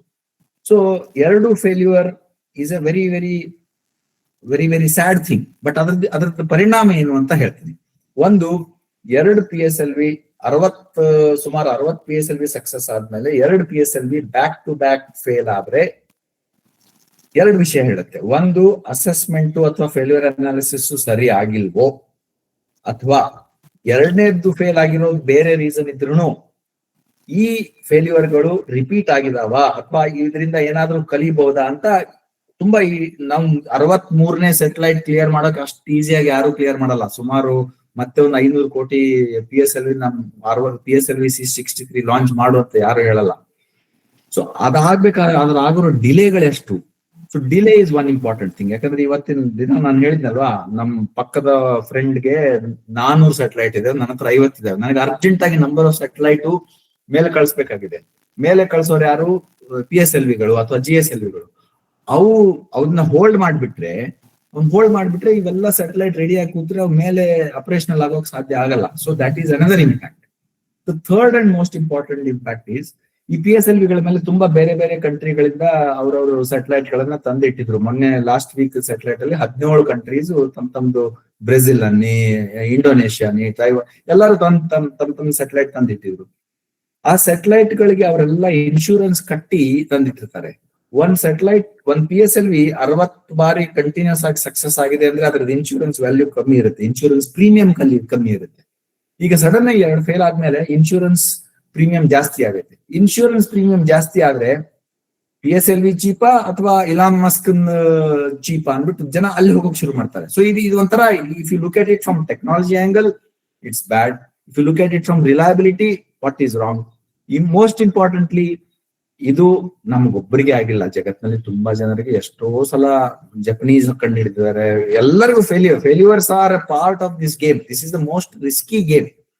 But in spite of that one is trying to go ahead ಅಂದ್ರೆ ಈ ರಿಸ್ಕ್ ಅವಾಗ ಕಾಣಿಸ್ಕೊಳ್ಳುತ್ತೆ. ಅಂಡ್ ನಮ್ಗೆ ಅನ್ಫಾರ್ಚುನೇಟ್ಲಿ ಲಾಸ್ಟ್ 1 year ಅಲ್ಲಿ 2 ಸಲ PSLV ಫೇಲ್ ಆಗಿ ಅದೇ ಪಾಯಿಂಟ್ ಅನ್ನ ಡೆಮಾನ್ಸ್ಟ್ರೇಟ್ ಮಾಡ್ತಾ ಇದೆ that it is not risky, you can't take things for granted in space ಅಂತ. ಸೊ ನೆಟ್ ಡಿಲೇ ಆಗುತ್ತೆ, ಕಂಟ್ರಿಗೆ ಬೇಕಾಗಿರೋ ಸ್ಪೇಸ್ ಅಸೆಟ್ಸ್ ಸಿಕ್ಕೋದಿಲ್ಲ, ಇನ್ಶೂರೆನ್ಸ್ ಪ್ರೀಮಿಯಂ ಜಾಸ್ತಿ ಆಗುತ್ತೆ, ಬೇರೆ ಕಂಟ್ರಿ ಅವ್ರು ನಿಮ್ಮ ಹತ್ರ ಸ್ಯಾಟಲೈಟ್ ಲಾಂಚ್ ಮಾಡೋಕೆ ಹಿಂದೆ ಮುಂದೆ ನೋಡಬಹುದು. ಈ ತರ ನೆಗೆಟಿವ್ ಸ್ಪೈರಲ್ ಅಲ್ಲಿ ಹೋದ್ರೆ it can be a leading to disaster. So quickly ಅದನ್ನ you should bounce back and then make the next PSLV ready and then come back on track, then again it will get in to positive spiral. So ಇದರ ಬಹುಮುಖ impact ಗಳಿವೆ ಅಂತ ನಾನು ಹೇಳ್ಬೋದು. Sir ಮತ್ತೆ ಯಾರಾದ್ರೂ ಪ್ರಶ್ನೆ ಕೇಳ್ತಿದ್ದೀರಾ? ವಿನೋದ್ ಸರ್, ನಂದು ಇನ್ನೊಂದು ಡೌಟ್ ಇದೆ. ಈಗ ನೀವು ಬಳಸದೆ ಉಳಿದಂತಹ ಸ್ಯಾಟಲೈಟ್ಗಳು ಅಲ್ಲೇ ತೇಲ್ತಾ ಇರ್ತಾವಲ್ಲ, ಅವು ನೀವು ಹೊಸದಾಗಿ ಬಿಡತಕ್ಕಂತಹ ಸ್ಯಾಟಲೈಟ್ಗಳ ಪರಿಧಿಯಲ್ಲಿ ಪರಿಭ್ರಮಣದ ಒಂದು ದಾರಿನಲ್ಲಿ ಅವು ಬಂದು ತೊಂದರೆ ಮಾಡಲ್ವಾ? ಅದನ್ನ ಹೆಂಗೆ ನೀವು ಕೇರ್ ತಗೋತೀರಾ? ಅದಕ್ಕೆ ಒಂದು ಹೊಸ ಟೆಕ್ನಿಕ್ ಇದೆ, ಸ್ಪೇಸ್ ಸಿಚುವೇಶನಲ್ ಅವೇರ್ನೆಸ್ ಅಂತ ಅದಕ್ಕೆ ಹೇಳ್ತಾರೆ. ಅಂದ್ರೆ ಇಷ್ಟಿಷ್ಟು ಮಿನಿಮಮ್ 50 ಕಿಲೋಮೀಟರ್ 100 ಕಿಲೋಮೀಟರ್ ಡಿಫರೆನ್ಸ್ ಇರಬೇಕು ಅಂತ ಒಂದು ರೂಲ್ ಇದೆ. ಬಿಕಾಸ್ ಎನಿ ಟೈಮ್ ಅದು ಅಟ್ರಾಕ್ಟ್ ಆಗಿ ಬಂದು ಸಿಡಿದ್ರೆ simply the satellite will go back. So ಅದಕ್ಕೋಸ್ಕರ ಒಂದು ನಾವು ಇವನ್ ನೋಡಿ ಸ್ಯಾಟಲೈಟ್ ಲಾಂಚ್ ಮಾಡುವಾಗ್ಲೂ ಈಗ ಲಾಂಚ್ ಮಾಡಿದ್ರೆ ಯಾವ ಸ್ಯಾಟಲೈಟ್ ಆದ್ರೂ ಬಂದು ಆರ್ಬಿಟ್ ಅಲ್ಲಿ ಸಿಗೋಕೋ ಚಾನ್ಸ್ ಇದೆಯಾ, ಇನ್ನೊಂದ್ 2 ನಿಮಿಷ ಡಿಲೇ ಮಾಡ್ತಾರ.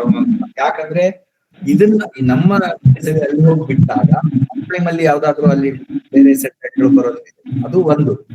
ಇನ್ನೊಂದು ಇವುಗಳನ್ನ ಹೇಗೆ ಕಂಡು ಹಿಡಿಬೋದು? ಇವುಗಳನ್ನ ಕಂಡು ಹಿಡಿಬೇಕಾದ್ರೆ ರೆಡಾರ್ ಅಥವಾ ಟೆಲಿಸ್ಕೋಪ್ ಎರಡು ಟೆಕ್ನಾಲಜಿ ಮುಖಾಂತರ ಕಂಡು ಹಿಡಿಬೋದು. ಒಂದು ರೆಡಾರ್ ಇರ್ತವೆ, ಹೈ ಪವರ್ಫುಲ್ ರೆಡಾರ್ ಇರ್ತವೆ, 2000 ಕಿಲೋಮೀಟರ್ ದೂರ 2 ಸೆಂಟಿಮೀಟರ್ 20 ಸೆಂಟಿಮೀಟರ್ ಅಷ್ಟು ಚಿಕ್ಕ ಕಾಣುವಂತ ಉಪಗ್ರಹಗಳನ್ನ ಪಲ್ಸ್ ಟ್ರಾನ್ಸ್ಮಿಟ್ ಮಾಡಿ ಕಂಡುಹಿಡಿದು ಎಲ್ಲಿದ್ದಾವೆ ಅಂತ ಟ್ರ್ಯಾಕ್ ಮಾಡ್ತಾರೆ. ಸೊ ಅವ್ರು ಕ್ಲಿಯರೆನ್ಸ್ ಕೊಡ್ಬೇಕು, ರೆಡಾರ್ ಈ ಟೈಮ್ ಅಲ್ಲಿ ಇದ್ ಬಿಟ್ರೆ ಇಷ್ಟೊಂದು 300-200 ಕಿಲೋಮೀಟರ್ ಯಾರು ಇರಲ್ಲ. ಅದು ಒಂದು. ಇಲ್ಲ ಟೆಲಿಸ್ಕೋಪ್ ಇರ್ತವೆ, ಟೆಲಿಸ್ಕೋಪ್ ಇಂದ ನಾವು ನೋಡಿ ಜಾಗ ಖಾಲಿ ಮಾಡಿ, ಅದಕ್ಕೆ ಸ್ಪೇಸ್ ಸಿಚುವೇಶನಲ್ ಅವೇರ್ನೆಸ್ ಒಂದು ದೊಡ್ಡ ಸೈನ್ಸ್ ಅದು ಇರೋದ್ರಿಂದಲೇ ಇವಾಗ we are able to go. But ಅದು ಕಷ್ಟ ಆಗ್ತಾ ಇದೆ ತುಂಬಾ. ಇಲಾನ್ ಮಸ್ಕ್ 1,000 ಸ್ಯಾಟಲೈಟ್ ಗಳು ಬಿಟ್ಟಿದ್ದಾನೆ, ಮೊನ್ನೆ 25,000 ಸ್ಯಾಟಲೈಟ್ ಅಪ್ಲಿಕೇಶನ್ ಹಾಕಿದ್ದಾರೆ. ಇವೆಲ್ಲ ಕಚರಾಗಳ ಮೇಲೆ ಹೋದಾಗ 2 ತರಹದ ಪ್ರಾಬ್ಲಮ್ಸ್ ಆಗುತ್ತೆ. ಒಂದು ಡೆಬ್ರಿ ಕ್ರಿಯೇಟ್ ಆಗುತ್ತೆ, ಇದು ಕೊಲಿಷನ್. ಅದಕ್ಕೆ ಏನ್ ಮಾಡ್ತಾ ಇದಾರೆ, ಲಾ ಹಾಕಿ ನಿಮ್ ಸ್ಯಾಟಲೈಟ್ ಎಂಡ್ ಆಫ್ ಲೈಫ್ ಅಂತ ಬರೋಕ್ ಶುರು ಆದ್ರೆ ಅದರಲ್ಲಿ ಒಂದು ಮಾಡ್ಯೂಲ್ ಇರಬೇಕು, ತಾನೇ ಭೂಮಿ ಕಡೆ ಎಳ್ಕೊಂಡು ಭಸ್ಮ ಆಗೋ ತರ ಒಂದು ಫೀಚರ್ ಕಂಪಲ್ಸರಿ ಮಾಡ್ಬಿಟ್ಟಿದ್ದಾರೆ. ಅದು ರೂಲ್ ಮಾಡಿರೋದ್ರಿಂದ ಹೋಪ್ಫುಲಿ ಮುಂದಿನ ಸ್ಯಾಟಲೈಟ್ ಗಳು ತಮ್ಮ ಲೈಫ್ ಕೆಳಗಡೆ ಬಂದು ಭಸ್ಮ ಆಗೋ ತರ ಒಂದು, ಬಟ್ ಅದು ಇನ್ನೂ ಸಕ್ಸಸ್ಫುಲ್ ಆಗೋಕೆ ತುಂಬಾ ವರ್ಷ ಆಗುತ್ತೆ. ಸದ್ಯಕ್ಕೆ ಚಾಲೆಂಜ್ ಇದೆ, ಚಾಲೆಂಜ್ ಕಾಂಪ್ಲೆಕ್ಸ್ ಆಗ್ತಾ ಹೋಗ್ತಾ ಇದೆ, ಬಟ್ ಟೆಕ್ನಿಕ್ಸ್ ಅನ್ನು ಹಂಗೆ ಬೆಳೀತಾ ಇದೆ, ಅದನ್ನ ಕಂಡುಹಿಡಿಯೋ technique. Okay sir. Ravindra sir,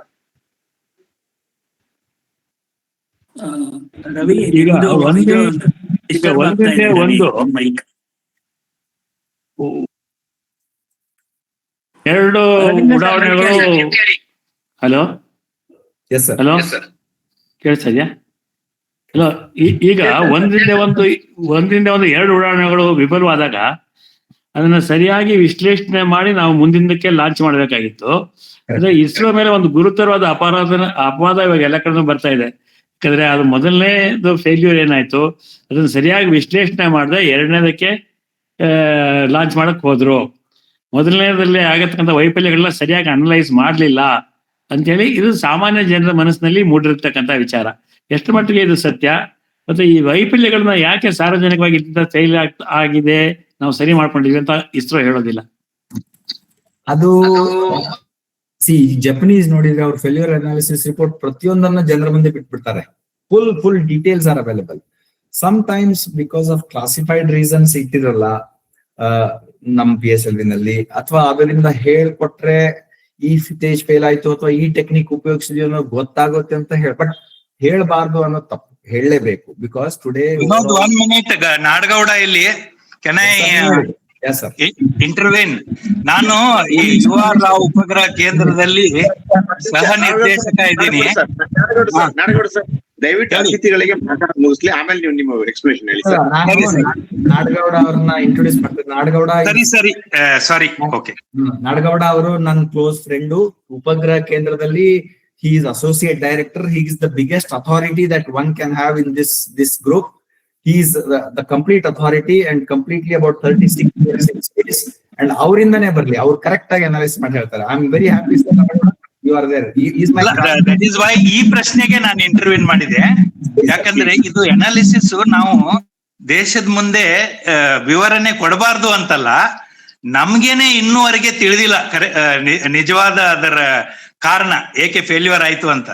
ಅಷ್ಟು ಕಾಂಪ್ಲೆಕ್ಸ್ ಇರತ್ತೆ. ಅದು ಏನಾಗತ್ತಂದ್ರೆ ಈ ತರ ಒಂದು ವಿಫಲ ಆದಾಗ ಅಲ್ಲಿಂದ ನಮ್ಗೆ ಏನು ಡಾಟಾ ಸಿಗೋದೇ ಇಲ್ಲ. ಡಾಟಾ ಸಿಕ್ರೇನೆ ಏನಾಯ್ತು ಅಂತ ಹೇಳಿ ಅದ್ರ ಬಗ್ಗೆ ವಿಶ್ಲೇಷಣೆ ಮಾಡ್ಬೋದು. ಮಾಹಿತಿನೇ ಸಿಗದೆ ಇದ್ರೆ ಏನ್ ಮಾಡಕ್ಕಾಗತ್ತೆ? ಅವಾಗ ಏನ್ ಮಾಡ್ಬೇಕು? ನಾವು ಬರೀ ಊಹೆ ಮಾಡ್ಬೇಕು. ಆ ತರ ಆಗಕ್ಕೆ ಸಾವಿರಾರು ಕಾರಣಗಳಿರುತ್ತೆ. ಅದರಲ್ಲಿ ಒಂದ್ ಕಾರಣ ಇರ್ಬೋದು ಇದಾಗಿರೋದು. ಕರೆಕ್ಟ್. ಸೊ ಅದಕ್ಕೆ ಆಮೇಲೆ ಇದು ಸರ್ಕಾರ ಕೂಡ ಬಹಳ ಸೀರಿಯಸ್ ಆಗಿ ತಗೊಂಡಿದೆ. ಆಮೇಲೆ ನಮಗೂ ಎಲ್ಲರಿಗೂ ಬೇಜಾರಾಗತ್ತಲ್ವಾ ಇಂಥ ವಿಫಲ ಆದ್ರೆ. ಎಷ್ಟೊಂದು ಎಲ್ರು ಕಠಿಣ ಪರಿಶ್ರಮ ಹಾಕ್ಪಟ್ಟಿರ್ತಾರೆ, ಇದೆಲ್ಲಾನು ವಿಫಲ ಆಗತ್ತೆ. ಆಮೇಲೆ whole mood itself will come down. So even your enemy, it should not happen for your worst enemy also. That is what you feel. So ಹಾಗಿರುವಾಗ ನಾವು ಹೇಳ್ಬಾರ್ದಂತಿಲ್ಲ, ನಮ್ಗೇನೆ ಇನ್ನೂ ಸುಮಾರು ವಿಶ್ಲೇಷಣೆ ಮಾಡ್ಬೇಕು, ತಿಳ್ಕೋಬೇಕು.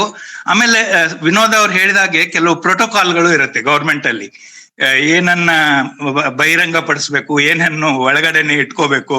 ಯಾಕಂದ್ರೆ ಇವೆಲ್ಲ ಬಹಳ ಸೂಕ್ಷ್ಮವಾದ ವಿಚಾರಗಳು, ಮಾಹಿತಿಗಳಲ್ವಾ. ಆದ್ರೂ ಕೂಡ ನಮ್ಗೆ ಜವಾಬ್ದಾರಿ ಇದೆ. ಯಾಕಂದ್ರೆ ನಾವು ಮಾಡೋ ಕೆಲ್ಸನೇ ದೇಶದ ಜನರ ದುಡ್ಡಿನಿಂದ ಮಾಡೋ ಕೆಲಸ. ಸೊ ಆ ಜವಾಬ್ದಾರಿ ಇದೆ. ಇದನ್ನೆಲ್ಲಾ ಗಮನದಲ್ಲಿ ಇಟ್ಕೊಂಡು ಬೇಕಾದಂತ ಮಾಹಿತಿಯನ್ನ ಸರಿಯಾಗಿ ಜನರಿಗೆ ಕೊಡ್ತಾರೆ. ಇನ್ನೂ ವಿಶ್ಲೇಷಣೆ ನಡೀತಾ ಇದೆ. Thank you sir. ಸೊ ಧನ್ಯವಾದಗಳು ಸರ್. ಧನ್ಯವಾದ. ಈಗ ಬೇರೆ ವಿನೋದ್ ಅವರು, ನಿಮಗೆ ಅಭಿನಂದನೆಗಳು. ಬಹಳ ಚೆನ್ನಾಗಿ ನೀವು ಹೇಳಿದ್ರಿ. ಅಷ್ಟೇ. Thank you. ಧನ್ಯವಾದ. ವಿನೋದ್ ಅವರೇ ನಮಸ್ಕಾರ. ಬಹಳ ಕಾಂಪ್ಲೆಕ್ಸ್ ಸಬ್ಜೆಕ್ಟ್, ಬಟ್ ಎಲ್ಲಾನು ಡೆಮಾನ್ಸ್ಟ್ರೇಷನ್ ಮಾಡ್ತಾ ಪ್ರತಿಯೊಂದನ್ನು ಬಹಳ ಕ್ಲಿಯರ್ ಆಗಿ ಹೇಳಿದಿರಿ. ಬಹಳ ಸಂತೋಷ. Thank you sir. Thank you so much. ಬೇರೆ ಯಾರೋ ಪ್ರಶ್ನೆ ಕೇಳಿದ್ರೆ? ಅರುಣ ಕೈ ಎತ್ತಿದ್ದಾರೆ.